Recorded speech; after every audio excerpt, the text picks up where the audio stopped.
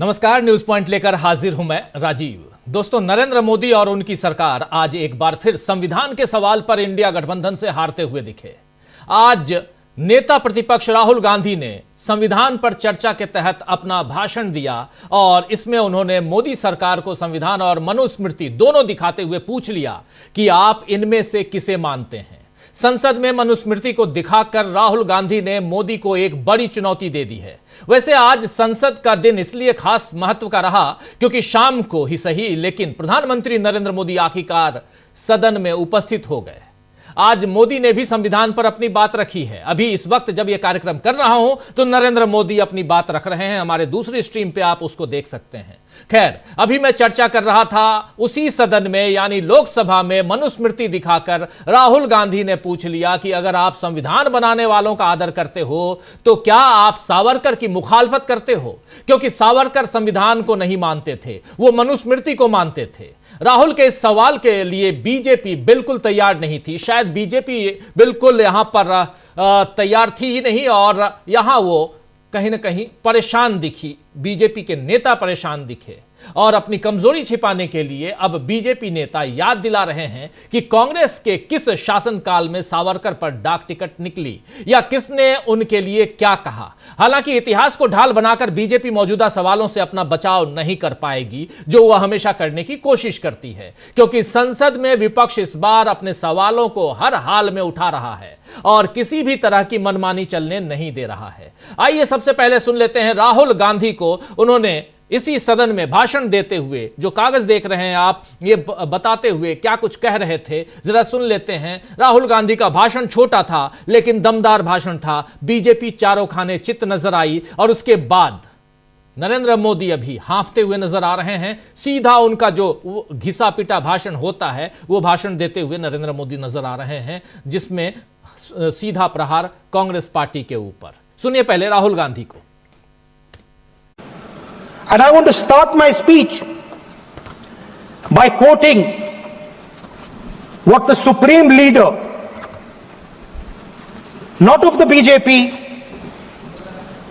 but of the modern interpretation of the ideas of the RSS has to say about the Constitution of India and about how he thinks India should be run. The worst thing about the Constitution, the worst thing about the Constitution of India is that there is nothing Indian about it. Manusmriti is that scripture which is most worshipable after Vedas for our Hindu nation and from which our ancient times have become the basis of our culture, customs, thought and practice. This book for centuries has codified the spiritual and divine march of our nation. Today, Manusmriti is law. These are the words of Savarkar. Mr. Savarkar has clearly stated in his writings that there is nothing Indian about our Constitution. He has clearly stated that the book India is run by should be superseded by this book. And this is what the fight is about. Now, it's nice that all of you are so-called defending the Constitution. But I want to ask you, do you stand by your leader's words? Yes. Do you support your leader's words? Because when you speak in Parliament about protecting the Constitution, you are ridiculing Savarkar. You are abusing Savarkar. You are defaming Savarkar. तो सुन रहे थे आप, यहां पर साफ साफ आप defame कर रहे हैं सावरकर को। राहुल गांधी ने आज छोटा सा भाषण दिया लेकिन इस छोटे से पैकेट से एक बड़ा धमाका कर दिया, क्योंकि आज एक बार फिर राहुल गांधी ने जातिगत जनगणना कराने का ऐलान किया और 50% आरक्षण की सीमा बढ़ाने के लिए भी ताल उन्होंने ठोक दी इसी सदन के अंदर। और इसी के साथ हाथरस पीड़िता जो है, जी हां, हाथरस पीड़िता के परिवार को लेकर भी बड़ा ऐलान आज राहुल गांधी ने किया कि अगर बीजेपी सरकार उनके पुनर्वास की व्यवस्था नहीं करती है तो वो काम हम करके दिखा देंगे। राहुल का यह ऐलान बीजेपी के लिए उन सारे दावों का खोखलापन दिखा जाता है जो दलितों और महिलाओं पर वो करती आई है। आज मोदी ने अपने भाषण में G20 की अध्यक्षता को नारी शक्ति वंदन अधिनियम से जोड़ा और बताया कि वो महिला अधिकारों की कैसे रक्षा करते हैं, लेकिन हाथरस पीड़िता का परिवार अपने ही घर में बंधक क्यों है, इसका जवाब शायद मोदी के पास नहीं होगा। संसद में आज राहुल गांधी के भाषण के दौरान बीजेपी ने जिस तरह बार बार हंगामा खड़ा किया, उससे जाहिर हो रहा है कि बीजेपी से अब हालात संभालते हुए नहीं बन रहा। आज दिन में किसानों को दिल्ली आने से रोकने के लिए आंसू गैस और पानी की बौछारों का इस्तेमाल करने पर भी सरकार की काफी भद पिटी है। हालांकि शाम तक किसानों को सीमा पार करने की अनुमति मिल गई। लोकतंत्र में किसी को भी कहीं भी आने जाने का अधिकार होता है दोस्तों, और राजधानी तो सभी की है। लेकिन मोदी का किसानों को लेकर डर अब भी कम नहीं हुआ है।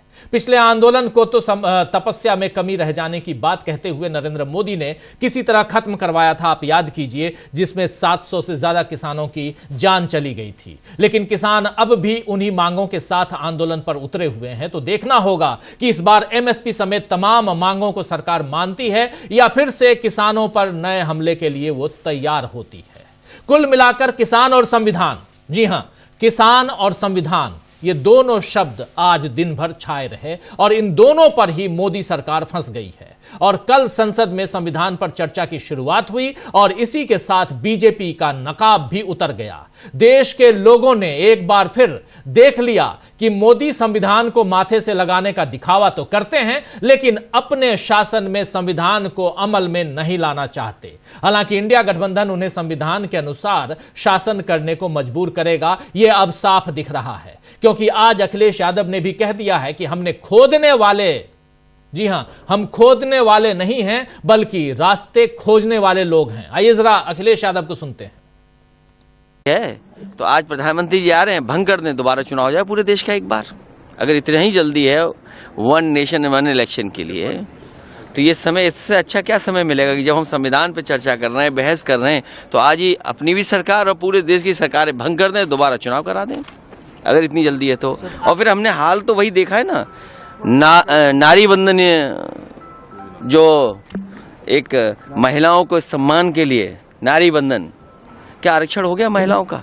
और याद कीजिए कब फैसला लिया था सरकार ने। इसलिए आप उनके जुमले में मत उलझिए, वो आपको हमको उलझाना चाहते हैं। ये खोदने वाले लोग हैं और हम सब लोग नए रास्ते खोजने वाले लोग हैं।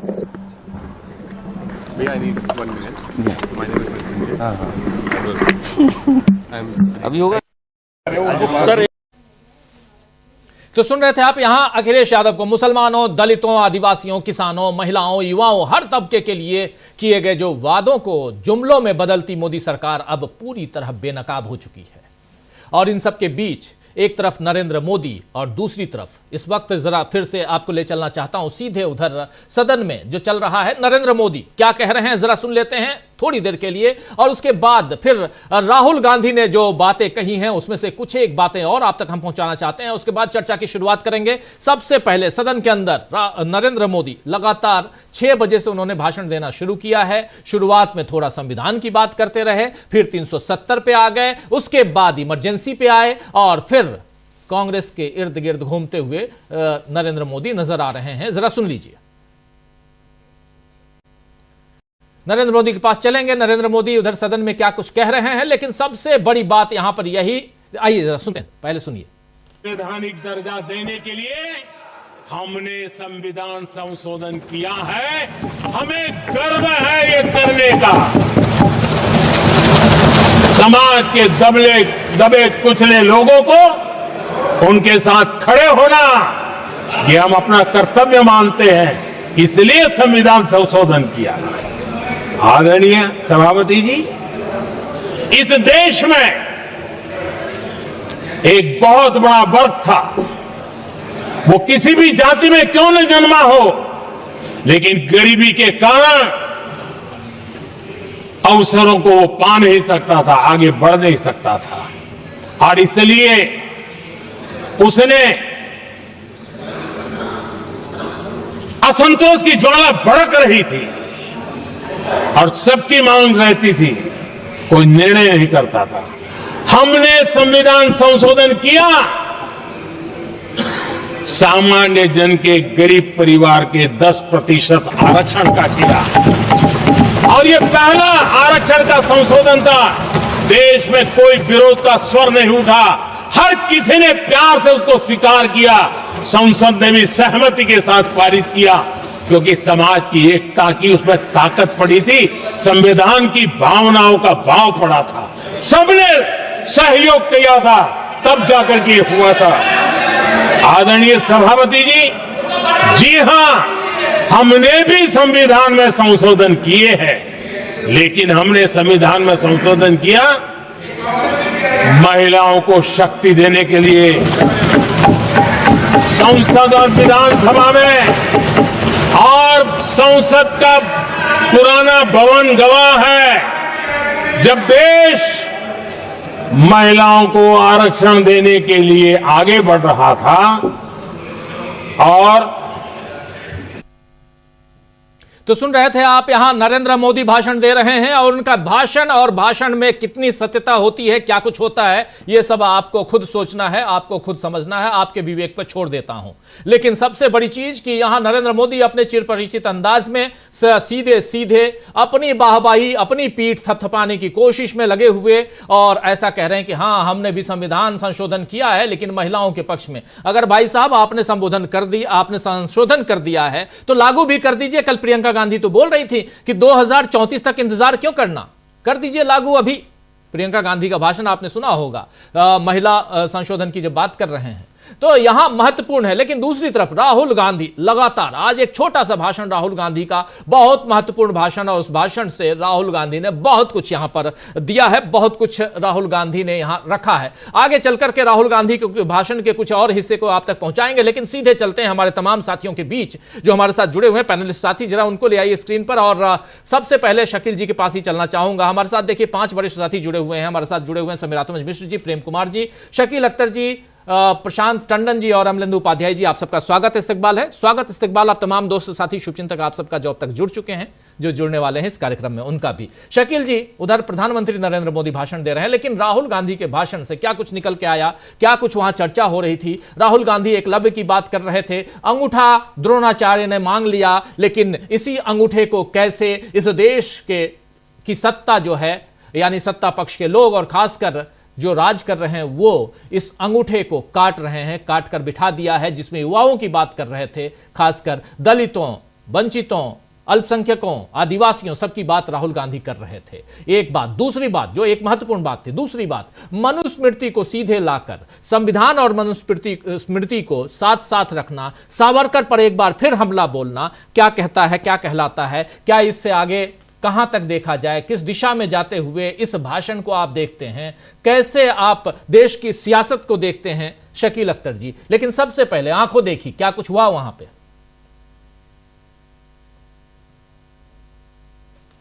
अनम्यूट कीजिए प्लीज, प्लीज अनम्यूट कीजिए जी। जी ठीक है, ठीक है, ठीक है।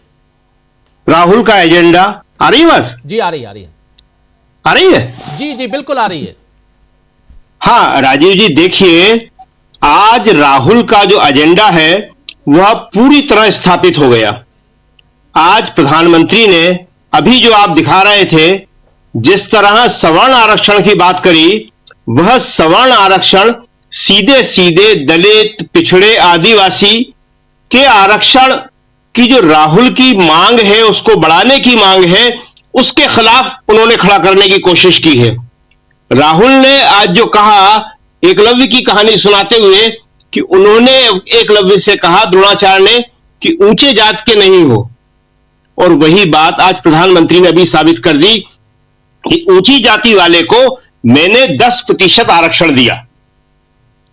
राहुल गांधी अभी तक जिस जाति गणना की बात कर रहे थे, 50% से आगे बढ़ाने की बात कर रहे थे आरक्षण को, वह अब पूरी तरह स्थापित हो गया है। और आज के बाद पूरी राजनीति इस पर निर्भर करेगी कि कौन राहुल के इस मुद्दे के साथ है कि जाति गणना करो, आरक्षण की लिमिट 50% से बढ़ाओ, और कौन प्रधानमंत्री मोदी के इस नीति के साथ है कि 10% आरक्षण देके, सवर्ण आरक्षण देके हम जो है उनके आरक्षण के बारे में आगे बात करना नहीं चाहते। राहुल ने आज जो है बहुत हिम्मत के साथ, बड़ी साफगोई के साथ वो सब कहा जो हमें लगता नहीं है कि इससे पहले कभी उन्होंने कहा हो। आज एक हाथ में संविधान और एक में मनुस्मृति दिखाकर उन्होंने स्पष्ट विभाजन कर दिया कि हम संविधान वाले लोग हैं और ये जो है मनुस्मृति वाले लोग हैं। बड़े स्पष्ट शब्दों में उन्होंने कहा कि वह तुम्हारा हुनर, तुम्हारा भविष्य, तुम्हारा अंगूठा, तुम्हारा सब कुछ चाहते हैं और अदानी को सब कुछ देना चाहते हैं। हिंदुस्तान के युवा का अंगूठा उन्हें चाहिए। वो सिर्फ गरीब, दलित, पिछड़े, आदिवासी की बात नहीं कर रहे, वो युवा की बात कर रहे हैं। उन्होंने कहा कि सुबह उठ के लड़के दौड़ने जाते थे, सब देखते थे उनको, लेकिन अग्निवीर लाके आपने उनके अरमानों पर पानी फेर दिया। तो आज का जो भाषण था राहुल गांधी का, वो प्रियंका के भाषण से आगे की चीज थी। दोनों ने मिलकर, कांग्रेस के नेताओं ने अब बीजेपी को अपनी पिच पे बुला लिया है जी। अब पिच राहुल की चलेगी। देखिए, यूपी का जो उन्होंने जिक्र किया और यूपी का जो पूरा सुनाया उन्होंने उस दलित लड़की के परिवार की कहानी, कि बलात्कार करने वाले जो हैं वो घर में कैद हैं, और जो बलात्कार करने वाले घर के बाहर घूम रहे हैं, और जिस रेप पीड़िता का परिवार है वो घर में कैद है। और उन्होंने कहा कि अगर आप रिलोकेट नहीं करोगे, उन्हें पुनर्वास नहीं करोगे, उन्हें जो आप कर नहीं रहे हो, 4 साल पहले वादा किया था, तो हम करेंगे। और उन्होंने हमको भी स्पष्ट किया, ये बहुत जरूरी था। उन्होंने कहा हम का मतलब इंडिया गठबंधन, जो एक विवाद जबरदस्ती का पैदा करने की कोशिश की जा रही है कि इंडिया गठबंधन में ऐसा है वैसा है। तो अब इस संविधान की बहस में स्पष्ट हो गया कि सब एक साथ खड़े हुए हैं। महुआ मोइत्रा जो टीएमसी की है, उनके बारे में कहा जाता था टीएमसी के बारे में, वो भी वही बोल रही हैं। एसपी समाजवादी पार्टी है, वो भी वही बोल रहे हैं। तो सारे लोग एक ही भाषा बोल रहे हैं।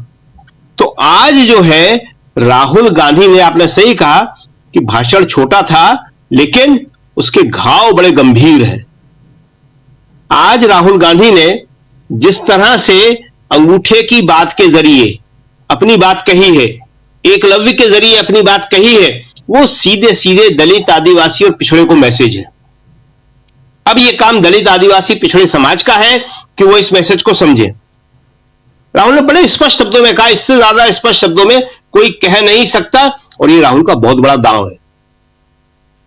तुम ऊंची जाति के नहीं हो, यही बात राहुल कह रहे हैं कि दलित, पिछड़े, आदिवासियों से, कि तुम ऊंची जाति के नहीं हो, इसलिए तुम्हें कुछ नहीं मिल रहा है। किसको मिल रहा है? अदानी को। और मोदी जी ने और स्पष्ट कर दिया कि मैंने 10% आरक्षण जो है सवर्णों को दिया। क्या मतलब हुआ इसका?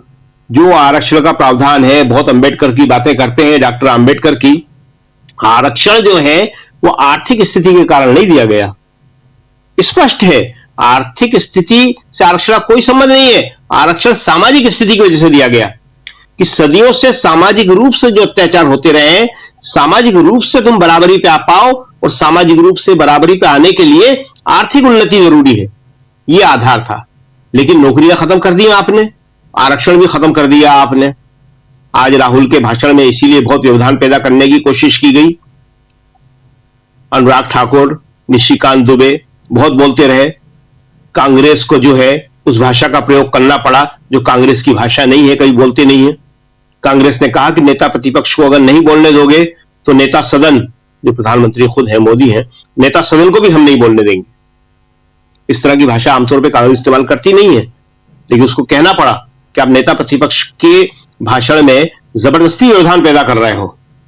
तो आज का ये जो भाषण है वो एक मील का पत्थर साबित हो गया, और इस मायने में हो गया कि अब पिच जो है वो कांग्रेस की हो गई है, और वो पिच है 50% से ऊपर आरक्षण की लिमिट करना, जाति गणना कराना, और जो अंगूठे कट रहे हैं, अंगूठे किसी जाति के नहीं कट रहे, अंगूठे सारे युवाओं के कट रहे हैं। अंगूठे सारे गरीबों के कट रहे हैं, अंगूठे दलित पिछड़े आदिवासियों के कट रहे हैं।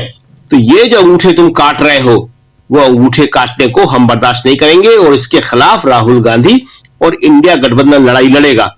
और इसीलिए उन्होंने बहुत सारी घटनाओं का जिक्र किया, लेकिन खास तौर से हाथरस की घटना, जो हो सकता है शायद मायावती सुन रही हो उसको, जब राहुल होके आए दोबारा तब भी वो नहीं बोली, अब भी नहीं बोली कि दलितों के ऊपर कैसा अत्याचार हो रहा है। राहुल के शब्द इतने मार्मिक थे कि सब सुनते रह गए कि जिसके साथ रेप हुआ उसका परिवार घर में कैद, और जिन्होंने रेप किया। शकील जी, जरा रोकना चाहता हूं, जरा राहुल गांधी ने 2-3 मसलों पे, बहुत गंभीर मसलों पे अपनी बात कही है। जब सबसे पहले जरा राहुल गांधी किसानों के ऊपर उन्होंने अपनी बात कही। राहुल गांधी कह रहे हैं कि आज दिल्ली के बाहर आपने किसानों पर आंसू गैस चलाए, उनके ऊपर लाठीचार्ज किया, किसान आपसे एमएसपी मांगते हैं, फसल का सही दाम मांगते हैं, लेकिन आप अदानी और अंबानी को फायदा पहुंचाते हैं और किसानों का अंगूठा काटने का काम करते हैं। अंगूठे की जो बात हो रही थी उस पर किसानों को भी लेकर, युवाओं को लेकर भी बात कही है। जरा किसानों वाले मुद्दे पे, उस पे भी आते हैं। राहुल गांधी ने अपने भाषण में, छोटा भाषण लेकिन धमाका बड़ा, सुनिए जरा राहुल गांधी को। आज बाहर, दिल्ली के बाहर आपने किसानों पर टीयर गैस चलाया है, आपने किसानों पर लाठीचार्ज किया है। किसान आपसे एमएसपी मांगते हैं, सही दाम मांगते हैं, मगर आप अदानी को फायदा पहुंचाते हो, अंबानी को फायदा पहुंचाते हो और किसान का अंगूठा काटने का काम करते हो। देखिए इसको,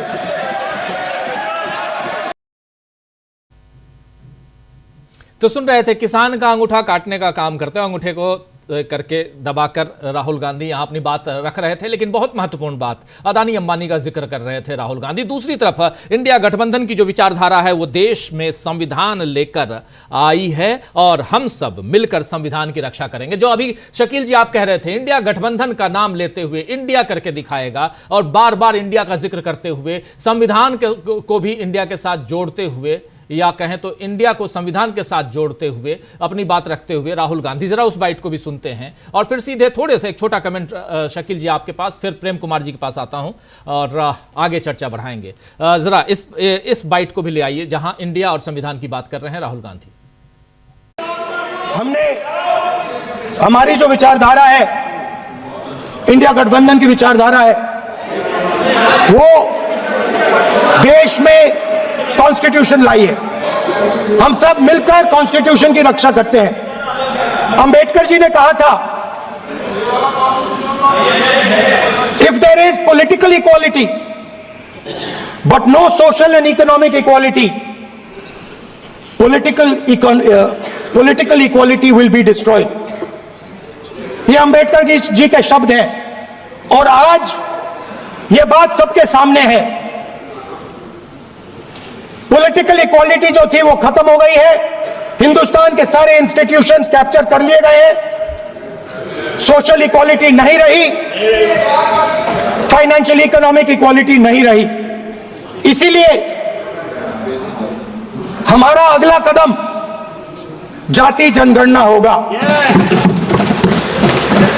हम देश को दिखाना चाहते हैं कि आपने किन लोगों का और कहां कहां अंगूठा काटा है। हम दलितों को, आदिवासियों को, पिछड़ों को, किसानों को, मजदूरों को दिखाना चाहते हैं कि आपने किस किस का अंगूठा काटा है। इसलिए जो मैंने वायदा किया था, इसी हाउस में यहां हम कास्ट सेंसस लागू करेंगे और उसके बाद हिंदुस्तान में एक नए तरीके का विकास होगा, एक नई तरीके की राजनीति होगी। जो मैंने पहले कहा था, जो आपको अच्छा नहीं लगता है, 50% रिजर्वेशन, उस दीवार को हम यहां तोड़ेंगे। 50% रिजर्वेशन की दीवार और जाति जनगणना हम यहां करा के दिखाएंगे। आपको जो कहना है कर लो, कह लो।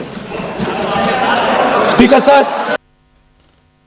तो एक कॉन्फिडेंट नजर आ रहे हैं राहुल गांधी। यहां जब 50% की बात करते हैं, जाति जनगणना की बात करते हैं, इंडिया गठबंधन का जिक्र करते हैं और ये तमाम बातें संविधान की बात कर रहे हैं। संविधान के मसले पे ही ये पूरी की पूरी आज जो व्यवस्था थी वो दी गई थी और इधर प्रधानमंत्री नरेंद्र मोदी जवाब में अपनी बात रख रहे हैं, हाफते हुए नजर आ रहे हैं। लेकिन दूसरी तरफ कल ही आपने देखा प्रियंका गांधी को और आज राहुल गांधी उसी मसले को आगे बढ़ाते हुए कहीं ना कहीं एक मजबूत विपक्ष साफ दिखाई देता है। एक छोटा सा कमेंट शकील जी, फिर सीधे प्रेम कुमार जी आपके पास। शकील जी, राहुल ने आज अडानी का नाम लिया, अंबानी का नाम लिया। प्रियंका गांधी ने आज बाहर निकलने के बाद, प्रियंका लगातार बैठी थी, सुन रही थी राहुल का भाषण। उसके बाद जब पत्रकारों ने घेरा तो प्रियंका गांधी ने यही बात कही कि मेरे भाषण में अडानी शब्द आया था, उसे एक्सपंज कर दिया। क्यों? क्या असंसदीय शब्द था वो? राहुल ने सही मुद्दे उठाए हैं। अब हमें लगता नहीं है कि राहुल के भाषण में भी अडानी और अंबानी का नाम रहेगा। शाम तक आ जाएगा उसको एक्सपेंज करने की खबर, तो उसका भी नाम हटा दिया जाएगा। मगर जो असली मुद्दा है वो यही है जिसका जवाब देने पे हाँ एक मिनट बस एक बात कहना चाहूंगा। ये आप अब कितने भी हटा दीजिए, हमने यहां सुनाया ना, जब एक्सपंज करेंगे तब करेंगे। वीडियो तो पूरी दुनिया ने देख लिया, इसलिए अब वो व्यवस्था भी हटा देनी चाहिए। क्योंकि हम और आप, हम लोग सब जितने भी साथी हैं, सब संसदीय प्रणाली को, संसद की इस व्यवस्था को, उसकी रिपोर्टिंग करते रहे हैं और उस आधार पे भी ये बात एक जायज बात लगती है। आप लोग इस पे विचार, हम और आप कौन होते हैं विचार करने वाले? विचार करने वाले वहां ओम बिरला जी हैं और सभापति धनखड़ साहब हैं। लेकिन दुनिया ने देख लिया, उन तस्वीरों को भी देखा जिसको राहुल गांधी दिखा रहे थे। आप वहां से एक्सपंज कर लीजिए, राहुल गांधी दूसरी जगह दिखाते हैं। शकील जी प्लीज। आपने अभी सभापति का नाम लिया। सभापति ऐसे छाए हुए हैं कि अभी मोदी जी जो बोल रहे थे तो वो भी अध्यक्ष के बदले सभापति जी बोल रहे थे। स्पीकर भी उन्हें सभापति दिख रहे थे जी। चेयरमैन, अध्यक्ष यानी स्पीकर, सभापति यानी चेयरमैन। तो प्रधानमंत्री मोदी ने संबोधित करते हुए कहा सभापति जी। तो सभापति जी इन दिनों सबके दिलो दिमाग पे छाए हुए हैं। तो बस लास्ट बात हम ये कह रहे हैं कि अब मुद्दा बिल्कुल स्पष्ट हो गया है। प्रधानमंत्री मोदी 10% सवर्ण की बात कर रहे हैं और राहुल गांधी 90% दलित, आदिवासी, पिछड़े, युवा, गरीब, मजदूर, किसान की बात कर रहे हैं। जी जी बिल्कुल बिल्कुल। प्रेम कुमार जी क्या कहेंगे? राहुल गांधी के भाषण के कुछ हिस्से को और भी आगे हम सुनेंगे और इंदिरा गांधी पर भी उन्होंने स्पष्टीकरण दिया है। इंदिरा गांधी ने सावरकर पर क्या कहा था और उस पर जब सवाल पूछा गया तो राहुल गांधी ने उस पर भी बहुत ही संजीदगी के साथ, साफगोई के साथ उन्होंने कहा है, वो भी सुनाऊंगा। लेकिन उससे पहले इस पर आपकी प्रतिक्रिया। चर्चा की मांग जिस मकसद से अपोजिशन कर रहा था जी, वो मकसद फुलफिल होता दिखा है इन 2 दिनों में। इसमें वो तमाम मुद्दे जो अपोजिशन उठाना चाह रहा था वो मुद्दे उठ करके आए हैं और सरकार ने जो कुछ भी आक्रमण किया है वो अतीत में जाकर के गांधी, नेहरू, इस तरह की बातें उन्होंने की है। आज की भी बात मैं कहूं तो नरेंद्र मोदी जी जो भाषण दे रहे हैं, कह रहे हैं कि 75 बार इस देश का संविधान संशोधन हुआ और लहूलुहान हो गया। और फिर साथ में ये भी कह रहे हैं कि हम भी संविधान संशोधन कर रहे हैं, लेकिन हम महिलाओं की खातिर और आरक्षण, आपने जो चर्चा की कि जनरल वर्ग के लिए जो आरक्षण उन्होंने दिया उसको भी उनका जिक्र किया। लेकिन अब संविधान संशोधन करने से कोई लहूलुहान हो जाता है संविधान, और आप करते हैं तो संविधान मजबूत हो जाता है। ये बात जनता को समझ में आ रही होगी। संविधान की हत्या करना और संविधान में संशोधन करना 2 अलग अलग बातें हैं। आज संविधान की को खतरे में है, ये चर्चा क्यों हो रही है? संविधान का जब हम 75 साल मना रहे हैं तो ये चर्चा क्यों हो रही है? इसलिए हो रही है कि संविधान को ताक पर रखा जा रहा है, चुनी हुई सरकार को गिराया जा रहा है, लोकतांत्रिक प्रदर्शन को नकारा जा रहा है, बुलडोजर को न्याय बताया जा रहा है, जुडिशियरी को कॉम्प्रोमाइज हो रही है, आस्था पर डिसीजन हो रही है, तथ्य पर नहीं हो रही है, चोर पकड़ा जा रहा है, सजा नहीं हो रही है, इलेक्टोरल बॉन्ड गलत है, लेकिन उसके लाभुकों को पकड़ने की कोशिश नहीं हो रही है। इस तरीके से संविधान कॉम्प्रोमाइज्ड है हर जगह। मणिपुर में घटनाएं घट रही हैं, हमारी न्यायपालिका कुछ नहीं कर पा रही है, कार्यपालिका चुप है, विधायिका भी कुछ करने को तैयार नहीं, कोई इनिशिएटिव नहीं है मणिपुर को लेकर के। संभल जैसी घटनाएं हो रही हैं, अल्पसंख्यक डरे हुए हैं। संविधान का के जिंदा रहने का ये तो हमारा एक जनरल मकसद है, लेकिन जो बात हम संविधान को देख रहे हैं, बता रहे हैं, राहुल गांधी एक दूसरी अंतर्दृष्टि देते हैं जब वो बताते हैं कि संविधान का मतलब ये है कि भाई जो वंचित वर्ग है उनको बराबरी का अवसर नहीं मिल रहा है, उनके अवसर छीने जा रहे हैं, अल्पसंख्यक वर्ग की भी आवाज उठती है। तो संविधान यहाँ खतरे में है। इस पर पूरा सत्ता पक्ष जो है मौन है, खामोश है, उसके पास कोई जवाब नहीं है, वो जवाब दे नहीं पा रहा है। ये बातें साफ तौर पर दिख रही हैं। राहुल गांधी ने आज किसानों को लेकर के जिस तरीके से सवाल उठाए, ये सवाल भी संवैधानिक अधिकार है, उसकी बात है। ये तात्कालिक प्रदर्शन जरूर है, लेकिन दीर्घकालिक अधिकार जो रौंदे जा रहे हैं उसकी बात कर रहे हैं राहुल गांधी। वो चीज है। उन्होंने जो अंगूठा काटने की थ्योरी रखी द्रोणाचार्य से कनेक्ट करके, ये बता रहे हैं कि ये किसका अंगूठा काट रहे हैं। जैसे अभी प्रधानमंत्री भाषण दे रहे थे कि हमने बहुत शांतिपूर्ण तरीके से वो 10% रिजर्वेशन लेकर के आ गए। भाई अशांतिपूर्ण तरीके से पहले क्यों आया? क्योंकि जो लाभुक वर्ग है शांतिपूर्ण तरीके से रिजर्वेशन लाने का, वही वर्ग को तो आप रिप्रेजेंट कर रहे थे, उसी से हंगामा करवा रहे थे, उनके लिए आपने रिजर्वेशन दिया। तो आप देखिए कि देश का वंचित वर्ग एक शब्द नहीं बोला। दलित वर्ग, ओबीसी वर्ग, जो दूसरे वर्ग है, उसने कोई विरोध नहीं जताया, कोई हिंसा नहीं की। ये जो अहिंसा का माहौल है, प्रधानमंत्री जी आपकी बदौलत नहीं है। आपने तो आरक्षण विरोधी आंदोलन खड़ा किया, पूरे देश में हिंसा फैलाई, सैकड़ों लोग छात्र मारे गए। तो उस अहिंसा के लिए आपको क्षमा मांगनी चाहिए। आज जो उस हिंसा के लिए, और आज जो अहिंसा हो रही है, वो अहिंसा के लिए आपको आदर देना चाहिए। उस सारे वर्ग का जो वंचित और आरक्षित वर्ग है, उसको कोई प्रतिक्रिया उसने नहीं दी। उसने कहा चलो ठीक है, उसको जो सवर्ण के गरीबों को भी मिल जाता है तो कोई बात नहीं है। ये अपनी पीठ थपथपाने वाली बात नहीं है। लेकिन आज संविधान पर जब चर्चा हो रही है, सरकार विवश होकर के चर्चा कर रही है, और तो तमाम मुद्दे सामने आ रहे हैं, और प्रधानमंत्री सिर्फ इस बात को बोल करके कि नेहरू ऐसे थे और पंडित नेहरू ऐसे थे और इंदिरा गांधी वैसी थी, इस तरीके से वो अपने आप को बचा रहे हैं। जुडिशियरी तब कॉम्प्रोमाइज हुई थी, ये कह रहे हैं नरेंद्र मोदी, और आज खुद जुडिशियरी को कॉम्प्रोमाइज कर रहे हैं। वो जाते हैं उनके घर में, चीफ जस्टिस ऑफ इंडिया के घर में गणेश जी की पूजा करते हैं, पूरे देश में एक संदेश देते हैं। जुडिशियरी यहाँ कॉम्प्रोमाइज है। आप कह रहे हैं कि सुप्रीम कोर्ट के फैसले को बदला गया। आपने दिल्ली के सारे अधिकार छीन लिए, सरकार के, चुनी हुई सरकार के अधिकार छीन लिए, संविधान में संशोधन करके सुप्रीम कोर्ट का फैसला बदल के। तो आज संविधान यहां खतरे में है कि चुनी हुई सरकार का अधिकार आप छीन रहे हैं। इंदिरा गांधी ने किस चुनी हुई सरकार का अधिकार छीना था, ये बताने की जरूरत है ना। लेकिन आप तो खुलेआम कर रहे हैं। सरकार गिराने से लेके तमाम बातें, उसका दोहराव हम नहीं करना चाहते। तो संविधान आज खतरे में है। इस बात को अपोजिशन ने एक्सपोज किया है, और इसका जवाब सरकार दे नहीं पा रही है। ये बात भी सबके सामने आ गई है।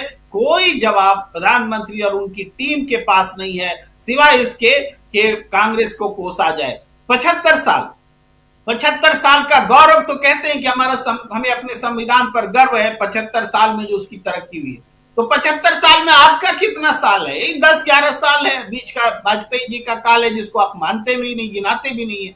तो इसमें ज्यादा बड़ा काल जो है कांग्रेस का है। तो अगर संविधान पर आप गर्व कर रहे हैं तो उसी कांग्रेस की बदौलत गर्व कर रहे हैं। नहीं तो आजादी के समय अगर छोड़ दिया जाता तो वो सावरकर मनुस्मृति लेकर के आते। अगर पंडित जवाहरलाल नेहरू का नेतृत्व नहीं मिलता इस देश को, तो पाकिस्तान इस्लाम चल रहा था, हिंदुस्तान में मनुस्मृति चल रहा होता। तो मनुस्मृति के संविधान को आप मानते हैं या आज के संविधान को मानते हैं? राहुल गांधी ने स्पष्ट किया है, जो सावरकर के साथ है वो इस संविधान के साथ नहीं है। जो इस संविधान के साथ है वो सावरकर के साथ नहीं है। अगर बीजेपी कहती है कि वो सावरकर के भी साथ है और संविधान के भी साथ है तो ये नहीं हो सकता। आप अगर संविधान के साथ है इसका मतलब सावरकर के खिलाफ हैं, आप ढोंग कर रहे हैं। ये बात राहुल गांधी ने साफ कर दी है। विभिन्न सैद्धांतिक पर व्यवहारिक मोर्चे पर उन्होंने एक पॉइंट टू पॉइंट सब क्लियर किया है। जी जी जी जी जी प्रेम कुमार जी, बहुत सारी बातें अभी और करेंगे हम। और एक तरफ प्रधानमंत्री नरेंद्र मोदी जवाब में खड़े हुए, संविधान पर चर्चा थी लेकिन अपनी पीठ थपथपाते हुए नजर आए। दूसरी तरफ कल प्रियंका गांधी और आज राहुल गांधी, उनके अलावा इन दोनों नेताओं के अलावा महुआ मोइत्रा, अखिलेश यादव, ऐसे तमाम नेताओं ने भी अपनी बात बहुत ही यहां संजीदगी के साथ रखी है। और बहुत महत्वपूर्ण है कि सरकार यहां घिरते हुए दिखी, हाफते हुए नरेंद्र मोदी दिखे। और वो अभी से थोड़ी देर पहले तक आपने जो भाषण सुन लिया, देखा, आप उससे अंदाजा लगा सकते हैं। प्रशांत टंडन जी आपके पास आऊं, लेकिन उनसे पहले प्रशांत जी आपको जरा ये भी देख लीजिए कि सावरकर पर इंदिरा गांधी की क्या राय थी। राहुल गांधी बता रहे हैं, क्योंकि सत्ता पक्ष ने कहा कि इंदिरा गांधी तो कुछ और राय रखती थी, आप कुछ और कह रहे हैं। तो राहुल गांधी ने बताया कि मैंने जब पूछा था तो इंदिरा जी ने बताया क्या था, मैं छोटा था लेकिन मैंने पूछा था और जवाब उनका क्या था। सुन लीजिए, सुनिए जरा। राहुल गांधी बता रहे हैं कि सावरकर पर इंदिरा गांधी की राय क्या थी, सुनिए। सर, उन्होंने मुझसे पूछा, कुछ नियम अध्यक्ष के भी होते हैं। मेंबर ने पूछा कि इंदिरा गांधी जी की सावरकर पे क्या व्यू थी। मैंने ये सवाल एक बार इंदिरा गांधी जी से पूछा था। हाँ, जब मैं छोटा था मैंने पूछा था और उन्होंने बोला, इंदिरा गांधी जी ने बोला कि Savarkar ji compromised with the British, wrote a letter to the British and asked for forgiveness for the British. और उन्होंने बोला, इंदिरा गांधी जी ने बोला that गांधी जी जेल गए, नेहरू जी जेल गए और सावरकर जी ने माफी मांगी थी। ये इंदिरा गांधी जी की पोजीशन है।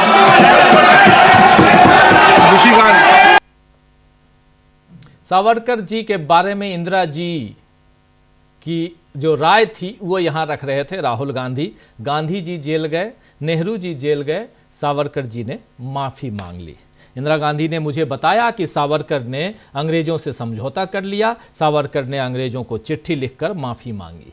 ये तमाम बातें यहां कह रहे थे। प्रशांत जी, सावरकर से लेकर द्रोणाचार्य तक, एकलव्य की कहानी तक, और यहां से देश की आज की व्यवस्था पर सीधा यहां प्रहार राहुल गांधी, कैसे देखा जाए? देखिए राजीव जी, मैंने संविधान के 75वीं वर्षगांठ की पूरी डिबेट सुनी, बहुत सारे नेताओं की, अधिकांश डिबेट सुनी।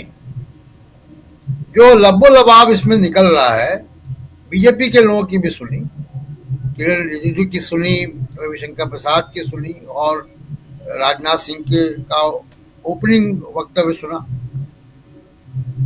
ऐसा लग रहा था कि ये संविधान पर चर्चा का प्रस्ताव कांग्रेस या विपक्ष लेकर आया है और बीजेपी उसका जवाब दे रही है।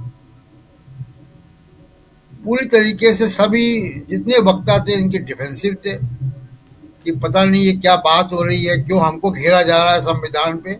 एक अपराध बोध की भावना से सारे वक्ताओं ने बात की है।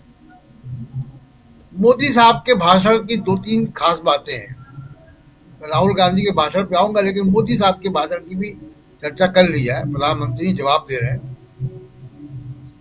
देखिए, मोदी साहब के पूरे भाषण को अगर आप देखिएगा तो 2-3 बहुत खास बातें हैं उसमें। एक, वो ये मान रहे हैं, एक्नॉलेज कर रहे हैं इस बात को कि संविधान एक बड़ा मुद्दा है और उनके लिए डिफिकल्ट है। दूसरी बात, वो ये मान रहे हैं कि संविधान का मुद्दा राहुल गांधी लगातार उठा रहे हैं, तो किस तरीके से गांधी परिवार की और राहुल गांधी की संविधान के मुद्दा उठाने की जो लेजिटिमेसी है, जो उसकी स्वीकार्यता है, उसको कम करो कुछ पुराने किस्से कहानी सुना के। ये उनका प्रयास है। अब दूसरा कि देखिए होता क्या है इस पूरी डिबेट में, होगा क्या अंत में, जो ये इसका प्रोसेस क्या है। संविधान के संबंधी चेतना, संविधान के प्रति जो कॉन्शियसनेस है मासेस में, जनता में अगर संविधान के प्रति चेतना जागृत होगी, ये आरएसएस और बीजेपी के लिए खतरे की घंटी है।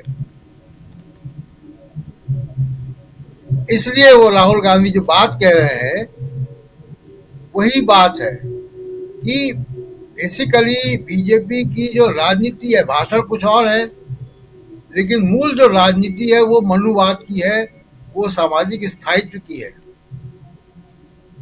इसीलिए वो 10% सवर्णों के लिए आरक्षण भी लेकर आए, वही उनकी असली कंस्टिट्यूंसी है, बाकी सब भाषणबाजी है जी।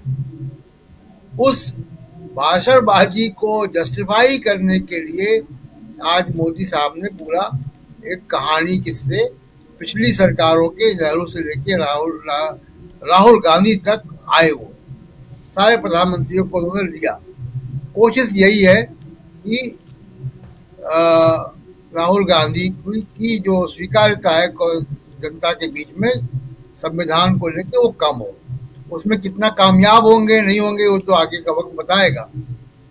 दूसरी बात जो मोदी साहब के भाषण से झलकती है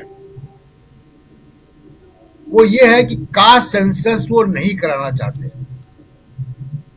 उन्होंने कास्ट सेंसस को लेकर को यूनिफॉर्म सिविल कोड के जरिए एक बड़ी लकीर खींचने की कोशिश की है। वो अपनी राजनीति में उसको ले जाना चाहते हैं, हिंदू मुसलमान वाली राजनीति में जी। तो कास्ट सेंसस में कोई कमिटमेंट नहीं है, बल्कि कास्ट सेंसस की बात को उन्होंने कहा कि ये देश को बांटने वाला होगा। उसका बिना नाम लिए उन्होंने इशारे में कहा। तो उनका जो इंटेंट है, जो उनकी मंशा है, वो बड़ी साफ जाहिर हो गई कि कास्ट सेंसस वो नहीं कमिट कराना चाहते जी। अब जो बात है संविधान की चेतना की, संविधान की चेतना जितनी ज्यादा जाएगी, मनुस्मृति के प्रति जितनी बातें होंगी समाज में, एकलव्य के अंगूठे की जितनी बात होगी, ये सब चीजें विमर्श बीजेपी के खिलाफ जाता है। बिल्कुल प्रशांत जी, आऊंगा आपके पास। एक्चुअली बैकग्राउंड में म्यूजिक है, कई शुरुआत से आपके बैकग्राउंड में शायद बाहर आवाज आ रही होगी, तो जी, तो थोड़ा आपको रोकना चाहता हूं। काफी डर लगता है क्योंकि तुरंत ये म्यूजिशियंस जो है ना वो तुरंत कॉपीराइट भेज देते हैं, तो इसलिए थोड़ा सा रुकना चाहता हूं कि बैकग्राउंड म्यूजिक के कारण ये प्रोग्राम वो ना हो जाए। लेकिन बहुत इंपॉर्टेंट बात, दोबारा आपके पास आता हूं। और राहुल गांधी ने उन तमाम मुद्दों को यहाँ टच किया है, और उस पर टच नहीं किया बल्कि उस पर खुलकर अपनी बात रखी है, जिसमें संविधान, सावरकर और देश के गरीब, दलित, वंचित, इन तमाम लोगों, युवाओं, इन सब की बात, किसानों की बात, और खासकर उत्तर प्रदेश में जो हो रहा है उसकी बात, ये सारी बातें राहुल गांधी ने कही हैं। उन सब मसलों पे एक बार फिर से आपके पास आऊंगा, लेकिन जरा और आगे बढ़ते हैं। समीर जी के पास आना चाहता हूं, जरा स्क्रीन पर ले आइए समीर जी को। और बहुत महत्वपूर्ण इसलिए क्योंकि आज यहां से हमारे साथ प्रोफेसर रविकांत जी भी जुड़ गए हैं। रविकांत जी, आपका स्वागत करता हूं इस कार्यक्रम में। और समीर जी, आपके पास कैसे आप देखते हैं राहुल गांधी का भाषण? क्या यह माना जाए कि इस संविधान पे चर्चा में अभी तक जो बाएं दाएं, बहुत सही कह रहे थे हमारे साथी प्रशांत टंडन जी की शुरुआत में राजनाथ सिंह ने जो भाषण दिया था, आप याद कीजिए अगर आप लोगों ने सुना हो भाषण को, तो राजनाथ सिंह ने ही बेपटरी कर दिया था इस पूरे चर्चा को, कहा जाए तो।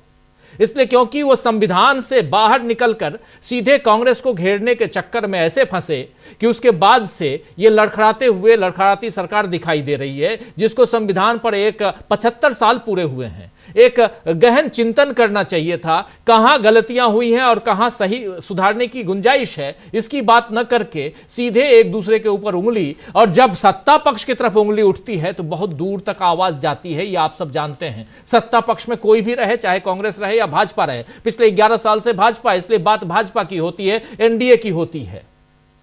लेकिन यहां पर क्या आपको लगता है कि राहुल गांधी ने आज फिर से एक बार उस नब्ज को पकड़ के दबा दिया है?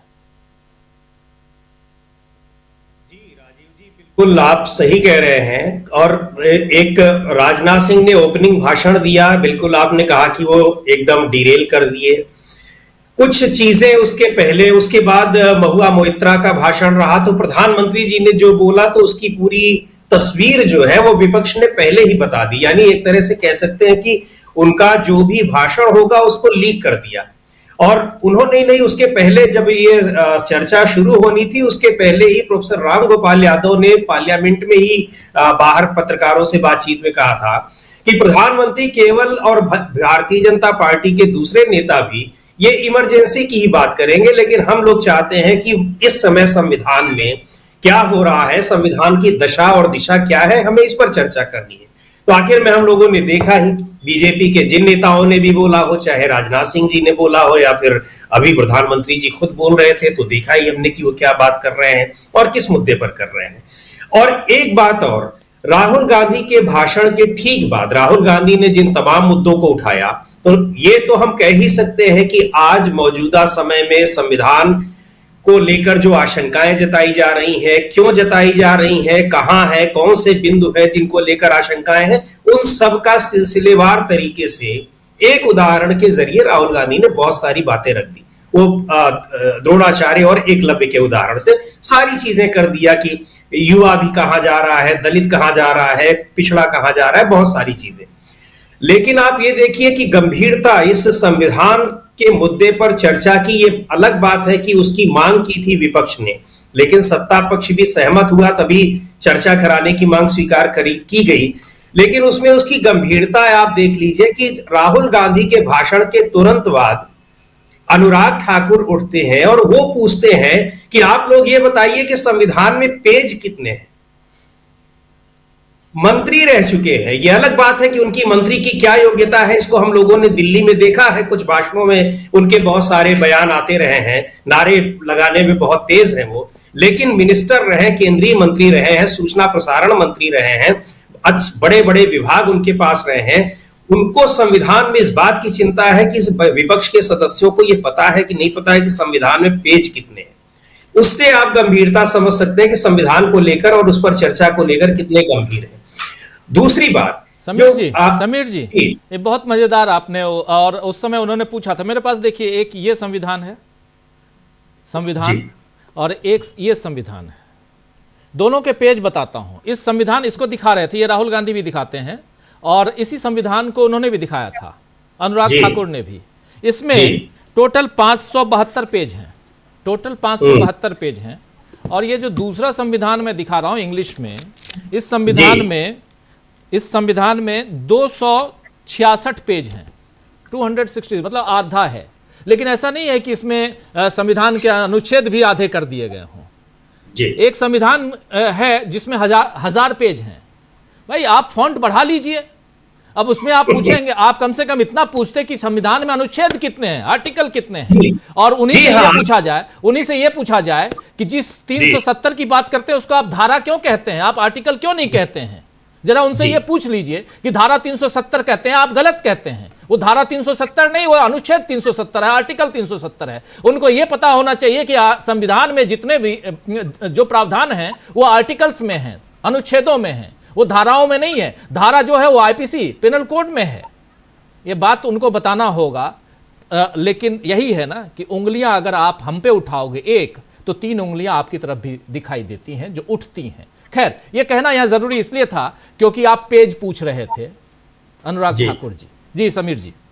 जी बिल्कुल, मैं आपने बिल्कुल सही कहा। जो आगे मैं जिसका जिक्र करना चाहता था कि अगर उनका क्विज खेलने का मन ही था पार्लियामेंट में, तो यही सवाल जो आप कह रहे हैं कि पूछना चाहिए था कि संविधान में अनुच्छेद कितने हैं। और गारंटी के साथ हम लोग ये कह सकते हैं कि गिने चुने बीजेपी के ही नहीं, विपक्ष में ही कुछ ही लोग बता पाएंगे। पर बात यह नहीं है कि संविधान में अनुच्छेद कितने हैं, उनको कोई यूपीएससी और पीएससी का एग्जाम नहीं पास करना है। संविधान में क्या मूलभूत चीजें हैं, जो बहुत सारी चीजें हैं, उनमें क्या लिखा गया है और उसके पीछे मंशा क्या रही है संविधान निर्माताओं की, आपको उसको जानने की जरूरत है।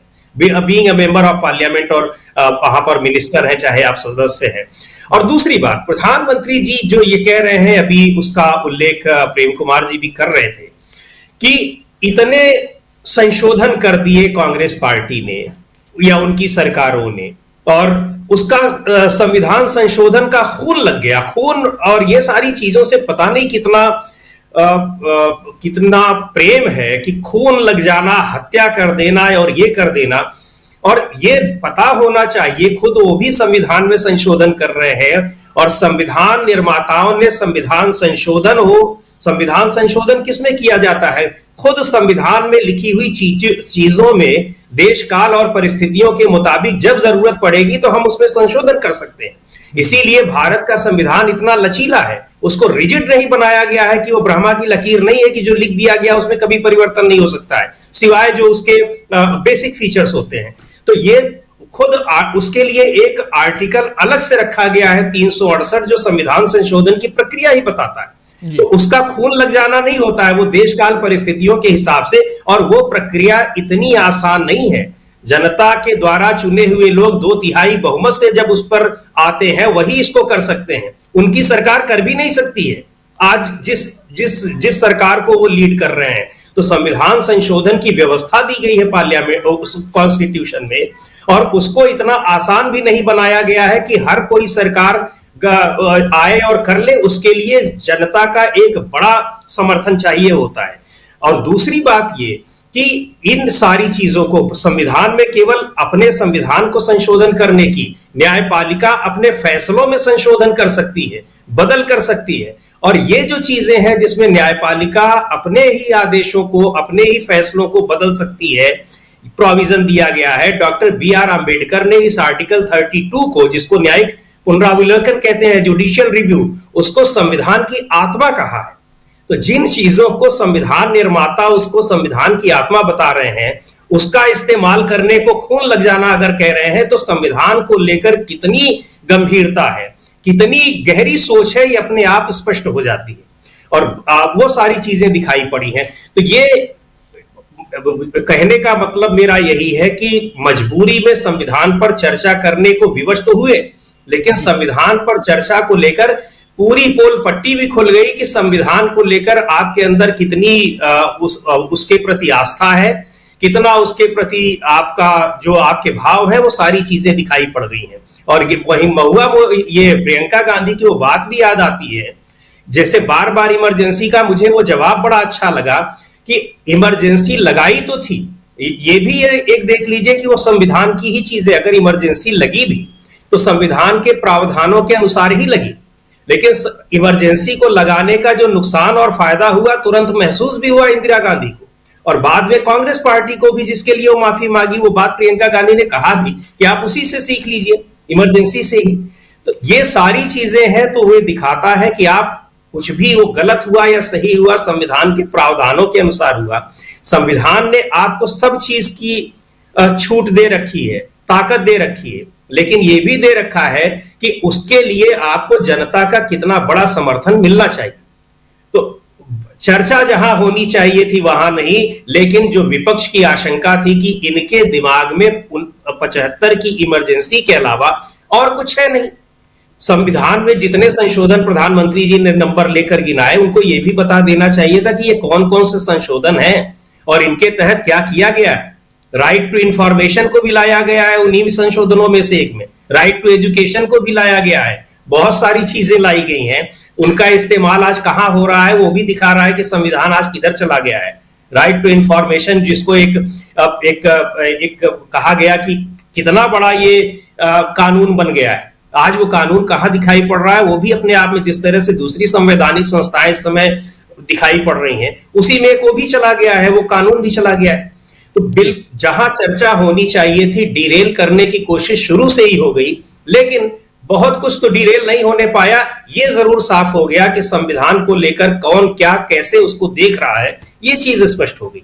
बिल्कुल बिल्कुल आप सही कह रहे हैं। संविधान को लेकर कौन क्या देख रहा है, कैसे अपनी बातें कह रहा है, और इससे देश के हालात पर उसकी पैनी निगाह कैसे पड़ रही है, पड़ भी रही है या नहीं पड़ रही है, ये सारी बातें आज खुलकर सामने आ गई। जब इधर राहुल गांधी और दूसरी तरफ अभी थोड़ी देर पहले प्रधानमंत्री नरेंद्र मोदी का भाषण खत्म हुआ है, और इसके बाद अब 16 तारीख यानी सोमवार सुबह 11 बजे तक के लिए संसद की कार्यवाही समाप्त स्थगित कर दी गई है। अब सुबह यानी आज शनिवार को आज ऐसे भी स्पेशल सभा लगाई गई थी जिसमें ये तमाम बातें आई हैं। कल आप लोगों ने प्रियंका गांधी को सुना। आना चाहता हूं प्रोफेसर रविकांत जी आपके पास, प्रियंका गांधी से लेकर राहुल गांधी तक, और इधर प्रधानमंत्री नरेंद्र मोदी, बचाओ, पहले बैटिंग उन लोगों ने कर ली और इनको मौका दिया कि चलो इतने रन बना लो, लेकिन पहले ही पूरी टीम आउट होते हुए दिखाई दे रही है, ऐसा कहा जाए क्या? जी देखिए, सबसे पहले तो राहुल गांधी और समूचे विपक्ष को बधाई।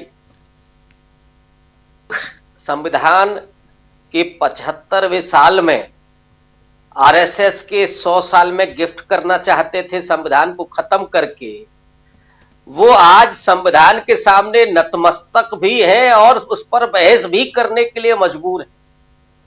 वो बात अलग है कि वो ये कह रहे हैं कि संविधान के रक्षक हम हैं। अब ये दौर है कि जो भक्षक है वो अपने आप को रक्षक कहने लगे। कुछ लोग उदाहरण देते ही हैं कि सीता जी को रावण जब अपहरण करने आया तो वो साधु वेश में आया था। तो ये वो लोग हैं जो असल में संविधान को खत्म करने की मंशा रखते हैं, और ये कोई आज से नहीं रखते।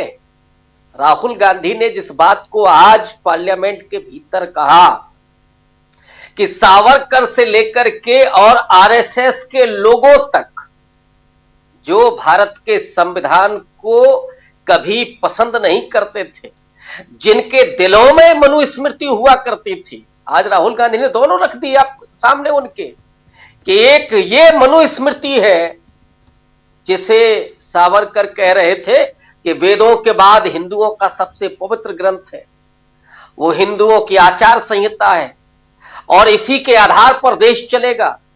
लेकिन नेहरू, गांधी और अंबेडकर और तमाम संविधान सभा के प्रतिनिधियों ने एक ऐसी किताब का निर्माण किया, अब उसमें पन्ने कितने भी हों, अनुराग ठाकुर से हम क्या उम्मीद कर सकते हैं? कम से कम इस बहस ने यह तो बता दिया कि भारतीय जनता पार्टी में कितने अनपढ़ बैठे हैं। इतना तो कम से कम समझ में आ गया कि अनुराग ठाकुर अब डिग्री है कि नहीं है मैं नहीं कह सकता। जिस देश के प्रधानमंत्री की ही डिग्री संदिग्ध हो तो अनुराग ठाकुर से हम मांग करके क्या करें? तो ये तो समझ में आ ही रहा है कि उनका आईक्यू लेवल क्या है। वो अच्छा है कि वही नारे ही लगाएं, वो उसी के काबिल है, इससे ज्यादा नहीं है। वो पन्ने पूछ रहे हैं। लेकिन इनको क्या दिक्कत क्या है संविधान से? राजीव जी, संविधान से तकलीफ ये है कि मोहन भागवत और वो मध्य प्रदेश का आदिवासी जिसके मुंह पर पेशाब की जा रही थी, संवैधानिक रूप से एक है। अडानी हो या दिल्ली, लखनऊ, अहमदाबाद में रिक्शा चलाने वाला वो मजदूर, एक है। और इनकी तकलीफ तो वहां भी दिखाई पड़ती है कि महिलाएं बैठ गई हैं पार्लियामेंट में, दलित बैठे हुए हैं पार्लियामेंट, हमारे बगल में बैठा हुआ है। तो जो तो ये भी नहीं पसंद करते थे कि हमारे सामने ये चप्पल पहन के निकल जाए, अब उनके बगल में अगर वो दलित और वो महिला बैठ रहे हैं, अल्पसंख्यक बैठ रहे हैं, तकलीफ ये है भारत के संविधान से। इसलिए इन्होंने कभी संविधान को नहीं पसंद किया। और सावरकर तो कह रहे थे, आरएसएस के मुखपत्र ऑर्गेनाइजर ने भी जो लिखा था, संविधान पारित होता है 26 नवंबर 1949 को, और 30 नवंबर को ही क्या लिखा जाता है ऑर्गेनाइजर में कि इस संविधान में कुछ भी भारतीय नहीं है, हमें ये अस्वीकार है। और क्यों भारतीय नहीं है? क्योंकि इसमें मनु की संहिताएं नहीं है। आइए, राहुल गांधी ने यही बात कही है, जरा सुन लेते हैं प्रोफेसर रविकांत जी, राहुल गांधी की जुबानी इसी मसले पर क्या कह रहे हैं राहुल गांधी, जरा सुनते हैं। सावरकर को लेकर और सावरकर ने संविधान को लेकर क्या कुछ कहा, सुनिए। I'd like to quote also in Hindi. Bharat के संविधान के बारे में सबसे बुरी बात तो यह है कि इसमें कुछ भी भारतीय नहीं है।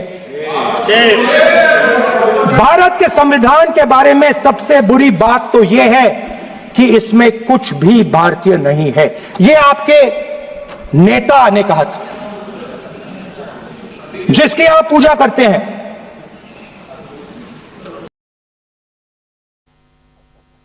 जिसकी आप पूजा करते हैं, सावरकर के बारे में राहुल गांधी, और ये कोट जी। देखिए, सावरकर के बारे में राहुल गांधी ने कहा कि वो एक भारतीय नहीं है, वो एक भारतीय नहीं है। और ये भारत के संविधान से तकलीफ ये है कि संविधान के 75वें साल में आरएसएस के 100 साल में गिफ्ट करना चाहते थे संविधान को खत्म करके, वो आज संविधान के सामने नतमस्तक भी है और उसी के काबिल है। लेकिन इन्होंने कभी संविधान को नहीं पसंद किया। और सावरकर तो कह रहे थे कि एक ये मनुस्मृति है जिसे वेदों के बाद हिंदुओं का सबसे पवित्र ग्रंथ है, वो हिंदुओं की आचार संहिता है और इसी के आधार पर देश चलेगा। लेकिन तो ये वो लोग हैं जिन्होंने पहले दिन से संविधान को अस्वीकार किया।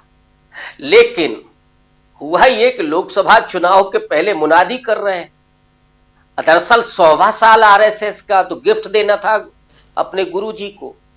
अब वहां तो गुरु ही चलता है ना आरएसएस की शाखाओं में।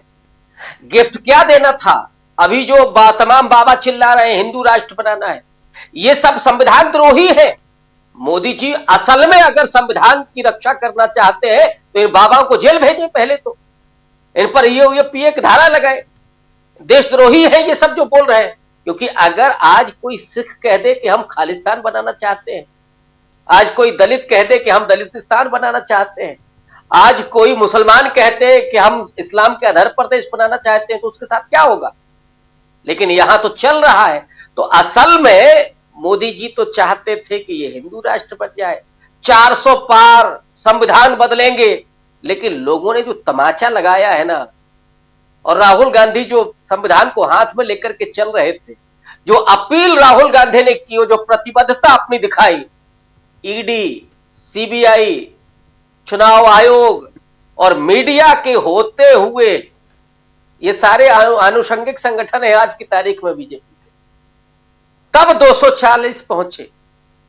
और अगर ये नहीं होते तो 140 के भी नीचे होते। तो ये मोदी जी को समझ में आ गया कि संविधान इस देश के लोगों की रगों में अब पहुंच चुका है, लोगों के चिंतन में, चेतना में पहुंच चुका है। इसलिए अगर संविधान को हम बदलने की बात कहेंगे तो लोग ही हमको बदल डालेंगे।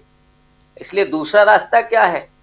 संविधान को माथे से लगाइए। प्रियंका गांधी ने कल कहा था ना कि जिस संविधान को आप माथे से लगा रहे हैं, यहां किसानों के साथ आप क्या कर रहे हैं? मणिपुर में महिलाएं, बच्चे सब मणिपुर चल रहा है, आपके माथे पर सिकन नहीं है। तो ये देश संविधान से चलेगा, संघ के विधान से नहीं चलेगा। ये लोग जो अपने पूर्वजों से लेकर के और अब तक कभी भी न तो संविधान ये चाहते हैं, न संविधान में जो अनुच्छेद है, अवधारणा है, जो सिद्धांत है, जो मूल्य है, न ये उसको पसंद करते हैं। ये दरअसल संविधान का गला घोंटना चाहते हैं। लेकिन इस देश के लोगों ने, विपक्ष ने, राहुल गांधी ने, इन सब ने जो प्रतिबद्धता दिखाई है, उस वजह से ये नतमस्तक है संविधान के सामने। और इनकी मजबूरी है कि ये दिखावा करें, वही मुंह में राम बगल में छुरी। संविधान तो नहीं चाहते, लेकिन मजबूरी है कि लोकतंत्र में है, संविधान के आगे लोग खड़े हैं, इसलिए नहीं कर सकते। तो अब ये कह रहे हैं कि साहब हम संविधान के रक्षक हैं। भेड़िया कह रहा है कि हम रक्षक। जो संविधान को ही खत्म करना चाहते हैं वो कह रहे हैं कि हम रक्षक हैं। इस देश के लोग इस बात को जानते हैं कि नहीं, ये है असल में क्या। तो सावधान रहने की जरूरत है लोगों को। और इसीलिए मैं कह रहा हूं कि बधाई देना चाहिए विपक्ष को, राहुल गांधी को, कि उन्होंने उन लोगों से संविधान पर बहस करवा ली जो संविधान को देखना तक नहीं चाहते जी, जो संविधान को खत्म करना चाहते थे, और आज हम उसकी स्तुति कर रहे हैं। तो ये मजबूरी है, लेकिन असल में दिमाग में तो कुछ और चल रहा है, वही छुरियां चल रही जी। मजबूरी जी, ये मजबूरी। लेकिन हाँ, संविधान पे चर्चा की मांग सत्ता पक्ष की नहीं बल्कि विपक्ष की थी, और उस मांग पर यहाँ अमल करना पड़ा कहीं ना कहीं इधर सत्ता पक्ष को। और आज जब बहस शुरू हुई तो वहाँ संविधान की बातें बहुत निकल के आई। अमलेंदु उपाध्याय जी, कैसे आप देखते हैं? और सावरकर से लेकर बाकी तमाम मसलों पे जब राहुल गांधी यहाँ बात कर रहे थे, आपने प्रधानमंत्री नरेंद्र मोदी का भाषण भी सुना, देखा, क्या कहेंगे दोनों की तुलनात्मक अगर बात की जाए तो? राजीव जी, अगर दोनों की तुलनात्मक बात की जाए तो प्रधानमंत्री नरेंद्र मोदी जो थे वो राहुल गांधी की बातों का एक तरीके से जवाब देते हुए नजर आए और संविधान पे चर्चा करते हुए नजर नहीं आए। और ये नरेंद्र मोदी की हार और राहुल गांधी की एक बड़ी जीत है कि नरेंद्र मोदी मजबूर हुए कि राहुल गांधी के सवालों का जवाब दें, भले ही उन्होंने राहुल गांधी का नाम ना लिया हो, लेकिन सारे मुद्दे जो उनकी बातों में थे वो सारे राहुल गांधी की बातों के एक तरीके से जवाब थे। दूसरा ये कि नरेंद्र मोदी और पूरी भारतीय जनता पार्टी अब राहुल गांधी की पिच पर खेल रही है। ये मुझे लगता है कि पिछले 40 वर्षों में पहली बार हो रहा है कि बीजेपी जो है वो किसी दूसरे की पिच पर खेल रही है, वरना अब तक पूरी देश की राजनीति बीजेपी की पिच पर खेला करती थी। ये एक तरीके से कहा जाए बहुत बड़ा शिफ्ट जो है भारत की राजनीति में देखने को मिल रहा है। नरेंद्र मोदी बहुत थके हुए से नजर आए और बार बार ये बताने की कोशिश कर रहे थे कि उनसे संविधान को कोई खतरा नहीं है। ये वो आश्वस्त करना चाहते थे देश को, क्योंकि वो समझ चुके हैं कि देश ये समझ रहा है कि नरेंद्र मोदी से और भारतीय जनता पार्टी से इस संविधान को खतरा है। तो ये भी वो एक तरीके से कहते हुए नजर आए। दूसरा राजीव जी, आज रविशंकर प्रसाद ने जिस तरीके की बातें की, उन्होंने नरेंद्र मोदी को सीधे सीधे कह दिया कि सिंहासन खाली करो कि जनता आती है। ये कहा रविशंकर प्रसाद ने, और सीधे सीधे प्रधानमंत्री नरेंद्र मोदी के लिए कहा था, क्योंकि सिंहासन पर तो नरेंद्र मोदी बैठे हुए हैं। तो रविशंकर प्रसाद क्यों उतारना चाहते हैं नरेंद्र मोदी को सिंहासन से, ये तो रविशंकर प्रसाद बताएं। 75 का जिक्र कर रहे थे वो मोदी जी को, अमलेंदु जी 75 का वो जिक्र कर रहे थे, लेकिन उन्होंने जो कहा उससे कहीं ना कहीं खुद फंसते हुए नजर तो जरूर आते हैं। हाँ राजीव जी, वो 75 का जिक्र कर रहे थे, हम भी तो 75 का ही जिक्र कर रहे हैं, और संसद में भी 75 का ही जिक्र हो रहा है। संविधान की जो है 75वीं वर्षगांठ है, उस पर जिक्र हो रहा है। तो 75 की तो बात ही हो नहीं, सारा मामला 75 का तो है ही, और 75 में ये फंस गए बुरी तरीके से। तो ये जो कहा उन्होंने रविशंकर प्रसाद ने, वो मोदी जी को याद दिलाया, जो कल जो थी वो प्रियंका गांधी याद दिला रही थी कि भाई आप भी 75 से सबक ले लीजिए, माफी मांग लीजिए। तो रविशंकर प्रसाद भी शायद यही कह रहे थे मोदी जी से कि भैया माफी मांग लो, माफी मांगने का समय आ गया है। तो हो सकता है यही कहना चाहते हो। लेकिन राजीव जी, जो असली बात है वो ये है कि राहुल गांधी ने आज जो मसले उठाए, हालांकि उनका बहुत संक्षिप्त भाषण था, उनके जिस तरीके से वो बातें उठाते हैं उसके देखते हुए, लेकिन संक्षिप्त भाषण में भी जो सारे मुद्दे जिन पे उनको चर्चा करनी थी वो थे। प्रतीकों के जरिए उन्होंने बातें कहने की बहुत अच्छे तरीके से कोशिश की, और कहीं भी अपनी बातें प्रतीकों के जरिए, और उन प्रतीकों के जरिए बातें कही जिन प्रतीकों का इस्तेमाल कभी कभी भारतीय जनता पार्टी करती रहती है। तो उन प्रतीकों में ही भाजपा को उलझाने की उन्होंने कोशिश भी की, और जिसमें वो अच्छे तरीके से सफल भी रहे। सावरकर को लेकर जो उन्होंने कहा, और जो ऑर्गेनाइजर को लेकर जो उन्होंने कहा राजीव जी, उस पर अभी तक कोई जवाब जो है वो बीजेपी की तरफ से नहीं आया है कि वो मनुस्मृति के साथ खड़ी है कि वो संविधान के साथ खड़ी है। ये प्रधानमंत्री के भाषण में भी अभी तक नहीं है, स्पष्ट नहीं है। उन्हें ये बताना है कि वो सावरकर के साथ हैं कि संविधान के साथ हैं, ये बताना है उनको, जिस पर अभी तक वो बता ही नहीं पाए हैं। यानी राहुल गांधी ने ऐसी जगह लाके पटका है कि वो कह ही नहीं सकते कि वो हैं किसके साथ में, मन में भले कुछ भी किसी के साथ। ये बहुत इंपॉर्टेंट सवाल, मन की बात है वो, बहुत इंपॉर्टेंट मन की बात है वो मोदी जी की, जो मन की बात है मतलब मोदी जी के और भारतीय जनता पार्टी की, वो सामने नहीं आ पा रही, और राहुल गांधी इसमें मजबूर कर रहे हैं कि तय करो किस ओर हो तुम। जी, किस तरफ हो तुम, ये बहुत सही बात है। ये राहुल गांधी पूछ रहे थे कि आप किन के साथ हो, संविधान के साथ हो या सावरकर के साथ हो। सावरकर जी का संविधान के बारे में कुछ और उनकी राय थी, वो राय आपने सुन ली। अगर नहीं सुनी तो एक बार फिर से ले आइए, जिसको हिंदी में कोट कर रहे हैं उन्हीं की बात को राहुल गांधी, और फिर आते हैं शकील जी के पास। और ये बहुत इंपॉर्टेंट सवाल यहाँ छोड़ दिया है, छोड़ा ही नहीं बल्कि घेरा है। कल प्रियंका गांधी ने साफ साफ कहा था कि 75 की बात आप कर रहे हैं, तो जरा उससे सबक लेकर आगे तो आप सीखिए, आप क्या कर रहे हैं। यही बात 75 इमरजेंसी का जिक्र बार बार आज प्रधानमंत्री नरेंद्र मोदी करते हुए नजर आए, और बीजेपी के तमाम नेता संविधान पे बात कर रहे थे तो 75 की बात कर रहे थे। लेकिन प्रियंका गांधी ने और आज राहुल गांधी ने साफ साफ इसी संविधान, और जैसे समीर जी कह रहे हैं कि संवैधानिक प्रावधानों के तहत अगर इमरजेंसी सही नहीं है, ठीक नहीं है, लेकिन इतनी ताकत इसी संविधान ने आपको दी है जिसमें आप इस देश में इमरजेंसी भी लगा सकते हैं। ये प्रावधान तो था उस समय, और उसी के तहत इंदिरा गांधी ने कुछ यहां इलीगल तो नहीं किया था, लीगली किया था। गलत है सही है उसकी चर्चा होनी चाहिए, विवेचना होनी चाहिए, उस पर बहस होनी चाहिए, हो रही है लगातार, इतने साल से कर रहे हैं। कांग्रेस ने उसके लिए माफी भी मांग ली, बहुत सारी चीजों के लिए कांग्रेस ने माफी मांगी, लेकिन क्या नरेंद्र मोदी, उनकी पार्टी उन तमाम चीजों के लिए माफी मांगेगी या मांगी है कभी? 2002 के लिए माफी मांगा, 92 के लिए माफी मांगा, आज के इस दौर के लिए क्या नरेंद्र मोदी या उनकी पार्टी कभी माफी मांगेंगे? सवाल तो कई उठते हैं ना। लेकिन चलिए कोई बात नहीं, आते हम जरा आज के दौर की ही बात करते हैं। और ये जरूरी है वर्तमान में, और वर्तमान में जीना चाहिए और वर्तमान को अच्छा करना चाहिए ताकि आपका भविष्य अच्छा हो। और जब आप पन्ने पलट के देखें इतिहास के पन्ने को, तो आपको सुखद अनुभूति हो, अच्छा लगे कि अच्छा किया था। इसीलिए वर्तमान को अच्छा जीना चाहिए। जरा सुनिए राहुल गांधी को एक बार फिर से सावरकर के कोट को हिंदी में क्या कह रहे हैं, सुनिए जरा। I'd like to quote also in Hindi Bharat के संविधान के बारे में सबसे बुरी बात तो यह है कि इसमें कुछ भी भारतीय नहीं है। भारत के संविधान के बारे में सबसे बुरी बात तो यह है कि इसमें कुछ भी भारतीय नहीं है। यह आपके नेता ने कहा था, जिसकी आप पूजा करते हैं। आपके नेता ने कहा था जिसकी आप पूजा करते हैं। लेकिन सवाल यह है शकील जी कि क्या अब जब सावरकर का जिक्र एक बार फिर लेके आए हैं, राहुल गांधी के ऊपर सावरकर के नाम पर कितने सारे केसेस हैं आपको पता होना चाहिए, शायद 18 केसेस हैं।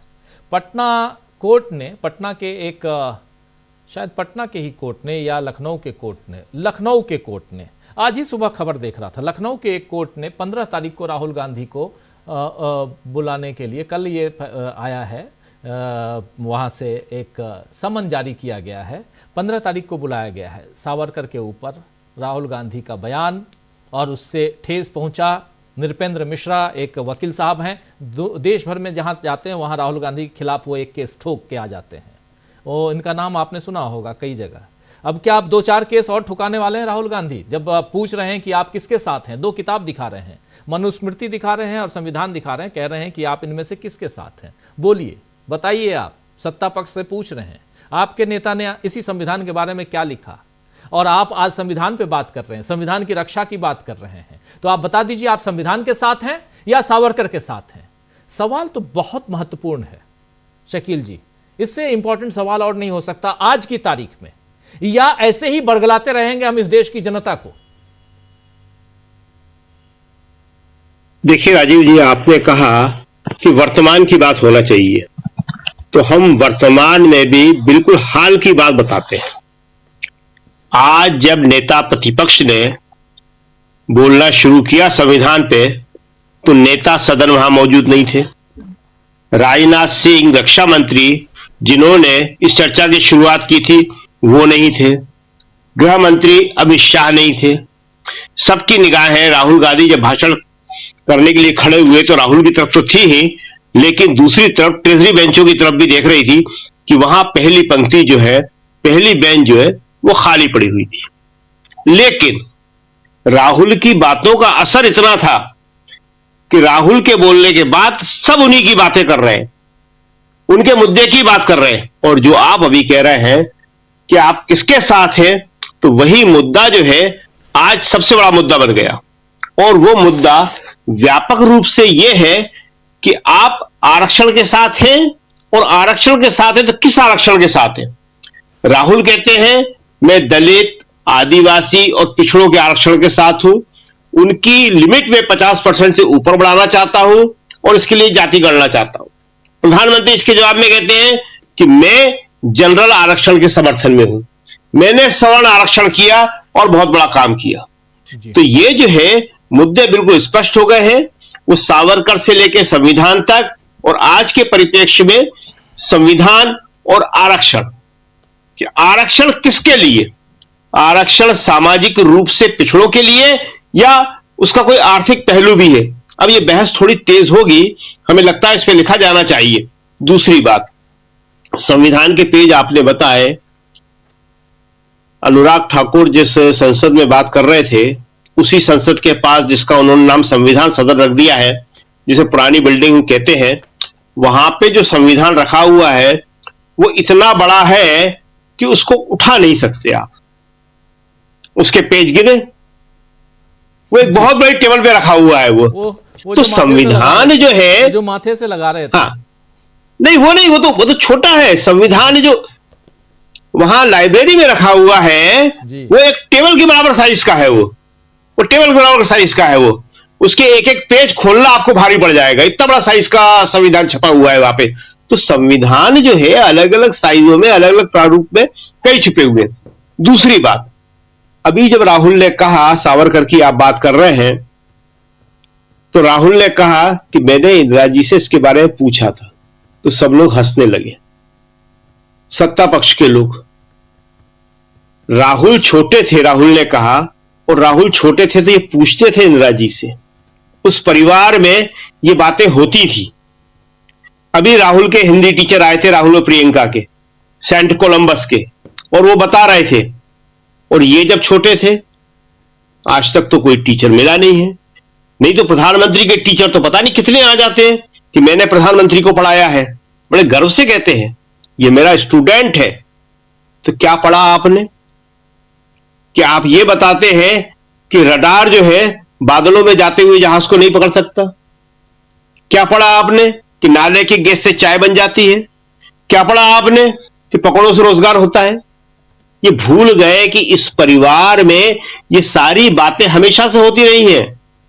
इंदिरा जी नेहरू जी से पूछती थी, और नेहरू जी ने 11 साल से ज्यादा समय जेलों में गुजारा, आजादी की लड़ाई लड़ रहे थे, उसका नेतृत्व कर रहे थे, तो पत्रों के जरिए इंदिरा जी को समझाते थे, पिता के पत्र पुत्री के नाम हिंदी में, और उसका अनुवाद किया है अंग्रेजी से प्रेमचंद ने। ये इस परिवार की परंपराएं थी। आज डिग्री छुपाई जा रही है, अवैज्ञानिक बातें की जा रही है, और इस बात पे हंसा जा रहा है कि राहुल जब कहते हैं कि मैंने इंदिरा जी से बात पूछी थी। इंदिरा जी एक एक बात राजनीति की, समाज की, संस्कृति की, इतिहास की बच्चों को बताती थी। नेहरू जी बताते थे। ये इस परिवार की परंपराएं हैं। तो ये जो है अब मुद्दा इतना स्पष्ट हो गया है कि जाति गणना करना चाहिए या नहीं करना चाहिए। अब देखिए आप, कुछ ही दिनों में ये सारा मुद्दा इस पर केंद्रित हो जाएगा, और जाति गणना करने के बाद आरक्षण की लिमिट 50% से ऊपर बढ़ाई जाना चाहिए या नहीं बढ़ाना चाहिए। और ये अंगूठा जो काटा जा रहा है, ये अंगूठा काटना बंद होना चाहिए या नहीं होना चाहिए। राहुल ने सबका जिक्र किया, युवा का, किसान का, गरीब का, दलित का, कह रहा है सबका अंगूठा काटा जा रहा है, और वो फायदा जो है अडानी को पहुंचाया जा रहा है। तो आज की बहस इस देश में एक नया अध्याय शुरू करने वाली है, जहां पे पिच बिल्कुल अलग होगी। और ये पिच देखिए, इंदिरा गांधी थी, तो इंदिरा गांधी की पिच पे ही हमेशा सब लोग खेलने आते थे।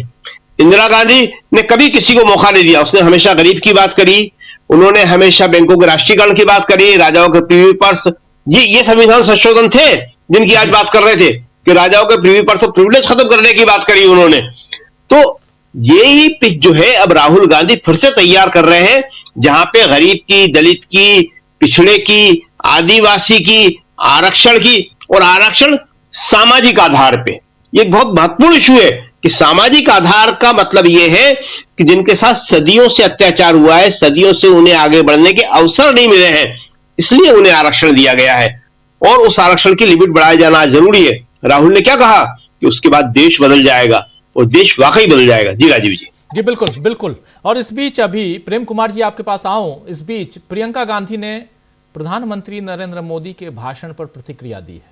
आइए जरा सुन लेते हैं प्रियंका गांधी की प्रतिक्रिया, और सीधे आपके पास आता हूं प्रेम कुमार जी, साथ में आप तमाम साथी जुड़े हुए हैं, आप सबके बीच भी आता हूं, लेकिन पहले सुनते हैं यहां प्रियंका गांधी को। सुनिए। प्रधानमंत्री जी ने एक नई चीज नहीं बोली, और कर दिया पूरी तरह से। मुझे बहुत दशकों बाद ये एहसास हुआ कि मैं वो जो स्कूल में जो मैथ का डबल पीरियड होता था ना, कि मैं उसमें बैठी, और उसमें वो नड्डा जी भी ऐसे हाथ मल रहे थे, फिर मोदी जी ने उनकी तरफ देखा तो अचानक वो ऐसे लगने, एक्टिंग करने लग गई कि मैं सुन रहा हूँ। अमित शाह जी यूं यूं अपना सर छू रहे थे, पीयूष गोयल जी भी पीछे ऐसे लग रहे थे कि सोने वाले हैं। तो मेरे लिए तो एक नया एहसास था। मैंने सोचा था प्रधानमंत्री जी कुछ नया बोलेंगे, कुछ अच्छा बोलेंगे, उनके खोखले 11 संकल्प। अगर भ्रष्टाचार के प्रति जीरो टॉलरेंस है तो अडानी पे बहस तो करो। आखिरी लाइन सुन लिया आपने प्रेम कुमार जी, अगर भ्रष्टाचार के प्रति जीरो टॉलरेंस है तो अडानी पर बहस तो करो। प्रेम कुमार। बिल्कुल राजीव जी, 11 जो उन्होंने पॉइंट्स बताए वो मैंने इस बीच पढ़ा भी, लेकिन मुझे याद ही नहीं है कि वो 11 पॉइंट्स कौन से हैं, पढ़ लेने के बावजूद, क्योंकि महत्व की बात तो दिखी नहीं। वो आखिरी लाइन ही महत्वपूर्ण है जिसमें वो जीरो टॉलरेंस की बात कर रहे हैं, जो अक्सर करते रहते हैं। और भ्रष्टाचार पर जीरो टॉलरेंस अगर इस देश में हो जाता तो बचता क्या भैया। अडानी पर तो बहस सबसे पहले होनी चाहिए। भ्रष्टाचार का सबसे बड़ा पर्याय तो अडानी है, और प्रियंका गांधी ने अडानी को लेकर और बात एक कही थी, आज बड़ी चर्चा में रही कि ऐसा लगता है जैसे अडानी शब्द असंसदीय हो गया हो, क्योंकि असंसदीय शब्द बोलना मना है, अडानी जैसे बोलते वो नाम एक्सपंज हो जाता है जी। तो ये भी एक बात है। प्रियंका गांधी जो बोलती है तो निश्चित रूप से वो हेडलाइन होती हैं और होंगी, ये दोनों ही बातें उन्होंने महत्वपूर्ण कही है। पर पूरे हम देखिए अभी सबसे लेटेस्ट तो नरेंद्र मोदी का भाषण है, और नरेंद्र मोदी के भाषण में कहीं भी आरोप के अलावा कुछ भी नहीं है, पूरा कांग्रेस पर आरोप है और अपने आप का उसी हिसाब से बचाव है। और जो अतीत की बातें हैं, वर्तमान के बारे में जो बातें अपोजिशन में ने रखी कि ये संविधान को बचाना क्यों जरूरी है, वो नहीं बोलते। भाई सब लोग पूछ रहे हैं कि किसानों के बारे में आप क्यों नहीं बोलते, आप बगल में किसान आंदोलन कर रहा, बोलिए तो मुंह में दही जमक बैठे हैं, किसानों पर बोलेंगे नहीं। तो इस संविधान की चर्चा का मतलब क्या है, जब देश की इतनी बड़ी आबादी जो मतलब समझिए 65% से ज्यादा लोग खेती पर निर्भर रहे और उस खेती के बारे में आप बोलने को तैयार नहीं, जातीय जनगणना पर बोलने को तैयार नहीं।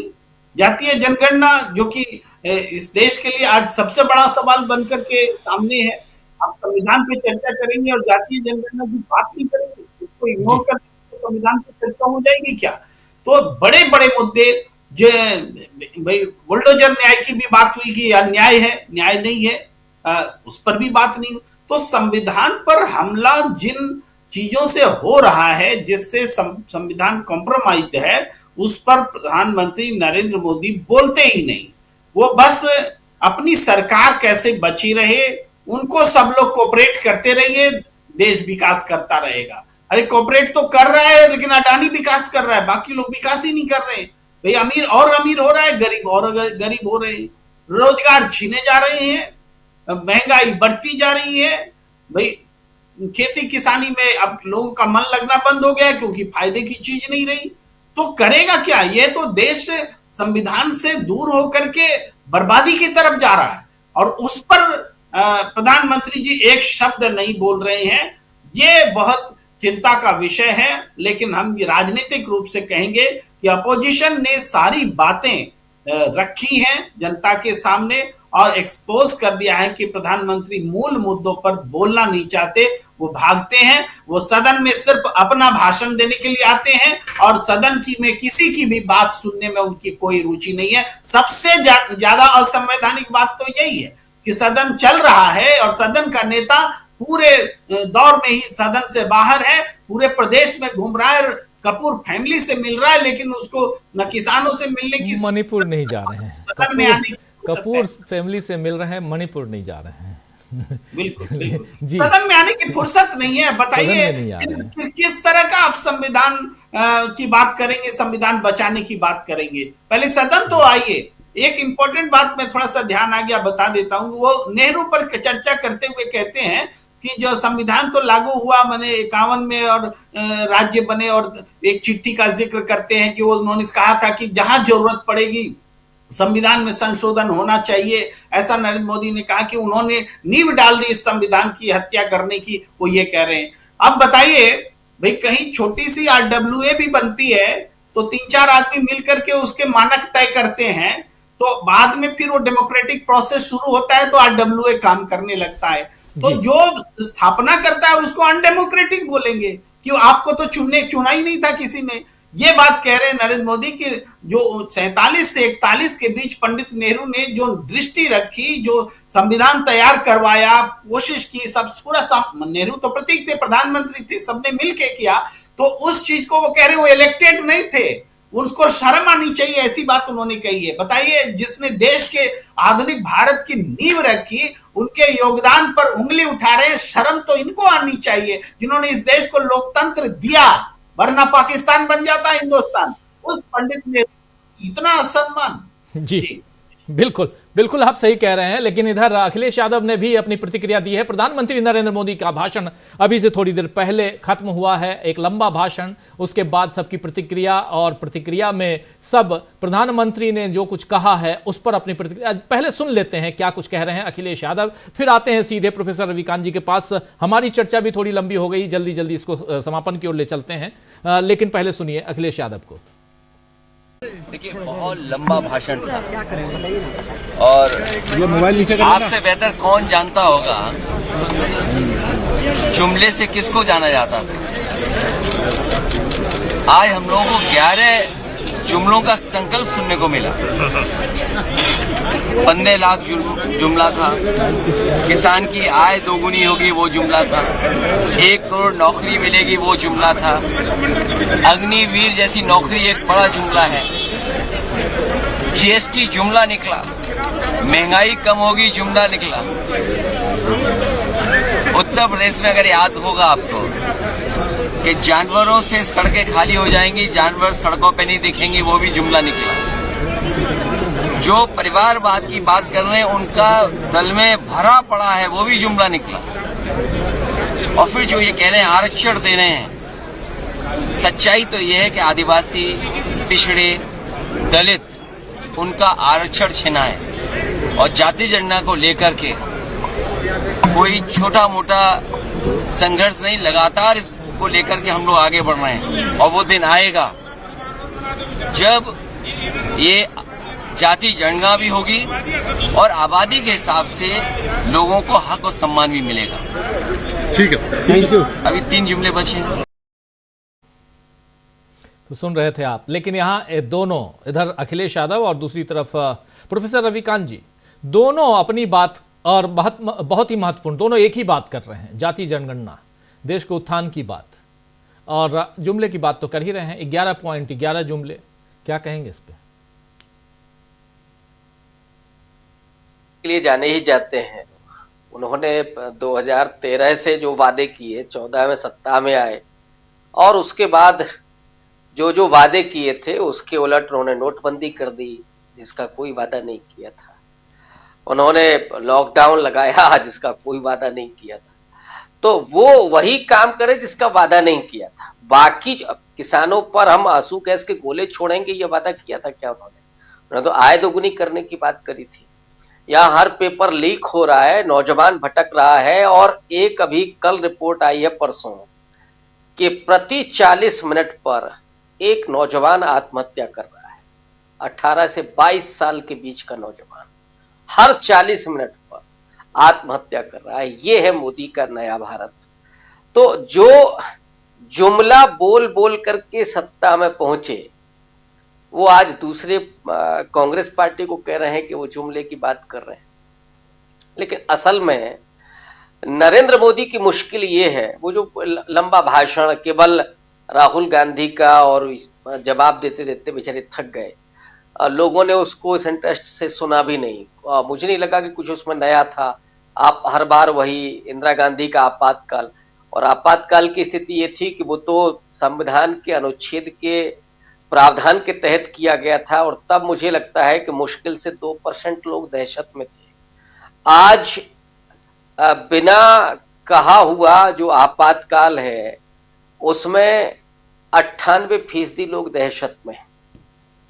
हर आदमी डरा हुआ है, 2% लोग थोड़ा मौज में हैं। बाकी 98% कोई महंगाई से डरा हुआ है लेकिन बोल नहीं पा रहा है, भ्रष्टाचार से प्रताड़ित है, बोल नहीं पा रहा है, और सरकार के खिलाफ कोई बोलता है तो FIR हो जाती है। ये हालात बना दिए गए। धीरे धीरे मीडिया ने घुटने टेक दिए। आप पूरा गोदी मीडिया उठा करके देखिए, संवैधानिक संस्थाओं में जो लोग बैठे हैं उन्होंने सबने घुटने टेक दिए। वो एक उसका आनुषंगिक संगठन की तरह काम कर रहे हैं। तो मोदी जी जो बात कहते कहते यहाँ तक पहुंचे, असल में उन्होंने विश्वगुरु भारत के नाम पर क्या बनाया कि हर मस्जिद में एक मंदिर आपको मिलेगा, ये बना रहे हैं। जहाँ लोगों की हत्याएं हो रही हैं, छिपाया जा रहा है, आदिवासी के मुंह पर पेशाब हो रही है, कौन कर रहा है? भाजपा का नेता कर रहा है। गुजरात के ऊना से लेकर के हाथरस तक क्या हुआ? अभी राहुल गांधी 4 साल पहले भी गए थे, इस बार फिर गए। और वो देख रहे हैं कि एक दलित परिवार जिसकी बेटी का बलात्कार हुआ, जो बाद में दिवंगत हो गई, वो परिवार दहशत में है। ये साहब विश्व गुरु भारत बन रहा है, और यही असल में मनुस्मृति के आधार पर बहुत सोचे समझे तरीके से देश को बनाया जा रहा है। एक आज्ञा पालक समाज में तब्दील किया जा रहा है। आप अपने अधिकार की बात नहीं कर सकते, आपके लिए सिर्फ ड्यूटीज हैं, आप केवल कर्तव्य की बात कीजिए।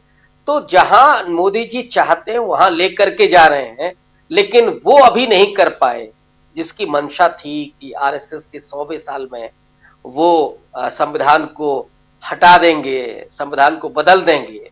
लोग इसके लिए न तैयार हैं न होंगे, और यही बीजेपी की मुश्किल है। सरकारें तो आती जाती रहती, आज सत्ता में है कल नहीं होंगे, और फिर क्या होगा ये कम से कम मोदी जी जानते होंगे। नहीं जानते होंगे तो लोग तो हिसाब किताब करेंगे, इतिहास तो वही लिखा जाएगा जो आप करें। बिल्कुल बिल्कुल आप सही कह रहे हैं, बिल्कुल सही कह रहे हैं। समीर जी, क्लोजिंग कमेंट क्या कहेंगे आप? ओवरऑल प्रधानमंत्री नरेंद्र मोदी का भाषण भी आप हमने सबने सुन लिया, और उसके अलावा राहुल गांधी का भाषण, आज चर्चा में यही दोनों भाषण रहे। और लेकिन ओवरऑल 2 दिन संसद में संविधान पर चर्चा हुई। अगर 2 दिन में संविधान पर चर्चा, 75 साल पूरे हुए, और इस पर चर्चा में अगर पूछा जाए कि क्या कुछ निकल के आया है, कुछ है आपके पास जिसमें हम लोग कहें कि हाँ ये बात सत्ता पक्ष की तरफ से ऐसी है जो दिखाती है कि संविधान की चर्चा के साथ साथ एक पूरी की पूरी रूपरेखा हमारे सामने है देश के विकास की? राजीव जी, जितनी बातें मोदी जी के भाषण की सुनी, लंबा चौड़ा भाषण रहा, और जो समझ में आ रहा है, तो मुझे एक भी बिंदु ऐसा नहीं लगता है जिसको 10, 20, 50, 100 बार ना सुना गया, कोई भी बिंदु। और वो प्रियंका गांधी जो कह भी रही थी, तो 2 चीजें हैं। एक तो कितनी गंभीरता से इस पर चर्चा हुई, और ले देकर पुरानी चीजों को, जिन बातों को लगातार दोहरा रहे हैं पिछले कई साल से। वो जो एक और जुमला है जिसकी 11 जुमलों की बात कर रहे थे अखिलेश यादव, एक उन्हीं में से एक पॉपुलर जुमला है कि 70 साल में कुछ नहीं हुआ। तो ले देकर 70 साल का ही पूरा जो बही खाता है वो लेकर बैठे हुए थे। आज भी 2-2.5 घंटे का भाषण, और उसमें इतनी गंभीरता थी, जैसे अनुराग ठाकुर ने दिखा दिया कि कितने गंभीर है बीजेपी के दूसरे लोग, तो प्रधानमंत्री की भी गंभीरता उसमें दिखाई पड़ गई। जो प्रियंका गांधी कह रही हैं कि उनकी अपनी पार्टी के लोग ही ऊँघ रहे हैं, सो रहे हैं, बोर हो रहे हैं, और उसके बाद प्रधानमंत्री जी ये सोच के आए कि उनको 2 घंटे बोलना है। इस बात में ये भी एक महत्वपूर्ण बात है कि सामने वाले केवल सुनने वाले रहें, तब आप प्रधानमंत्री जी से चाहे जितना बुलवा लीजिए, लेकिन अगर सामने से कोई 1-2 सवाल भी पूछा जा रहा है, तो फिर उनकी भाव भंगिमा क्या होती है, वो जो अपने लोगों को भी इंटरव्यू देते हैं, वो उसमें भी दिखाई पड़ जाता है। बिल्कुल बिल्कुल आप सही कह रहे हैं। प्रधानमंत्री नरेंद्र मोदी का भाषण, और उससे पहले राहुल गांधी का भाषण, और कल प्रियंका गांधी का भाषण याद रखा जाएगा। खासकर प्रियंका गांधी का मैडन भाषण, पहला भाषण संसद में एक सांसद होने के नाते, और वो भी संविधान पर। और आज राहुल गांधी ने जो बातें कही हैं, एकलव्य का यहाँ पर उदाहरण देते हुए, और कैसे अंगूठा काट रही है सरकार उन लोगों के अंगूठे को जिनकी ज़रूरत आज है कि उनके लिए खड़े हों, मदद करें, जिनको सत्ता और या कहें तो सरकार की ज़रूरत है। उसमें बहुत सारी बातें हैं, बहुत कुछ है, बहुत सारे लोग हैं, लेकिन इसके साथ साथ यहाँ एक बात और दिखाई देती है कि विपक्ष यानी इंडिया गठबंधन मजबूती के साथ एकजुट है, खड़ा है, और एक मीडिया के ज़रिए एक नैरेटिव सेट करने की कोशिश हो रही थी। इसी संसद की जो अभी का जो सत्र चल रहा है, इसी दौरान वो आप लोगों ने देखा। अब सोमवार से तैयार रही है राज्यसभा में इसी मसले पर चर्चा के लिए, वहां से भी बहुत कुछ निकल के आने वाला है। मल्लिकार्जुन खड़गे बनाम धनखड़ आप लोग फिर सोमवार को देखेंगे।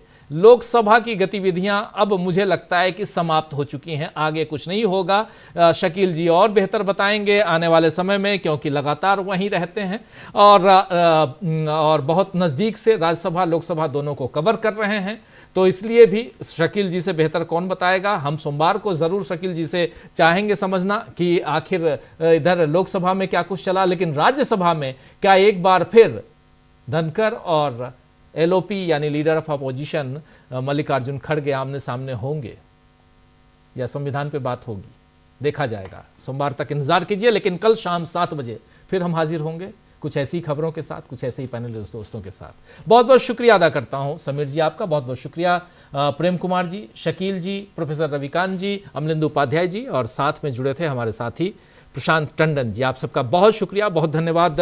आप तमाम साथी, आप सबका भी बहुत बहुत शुक्रिया अदा करता हूं। संजीव सैनी जी हमारे साथ हैं, मोहम्मद आफ्ताब आलम अंसारी साहब जुड़े हुए हैं, जो 2013 में जाति जनगणना हुआ था, जो मोदी खाकर बैठे हुए हैं।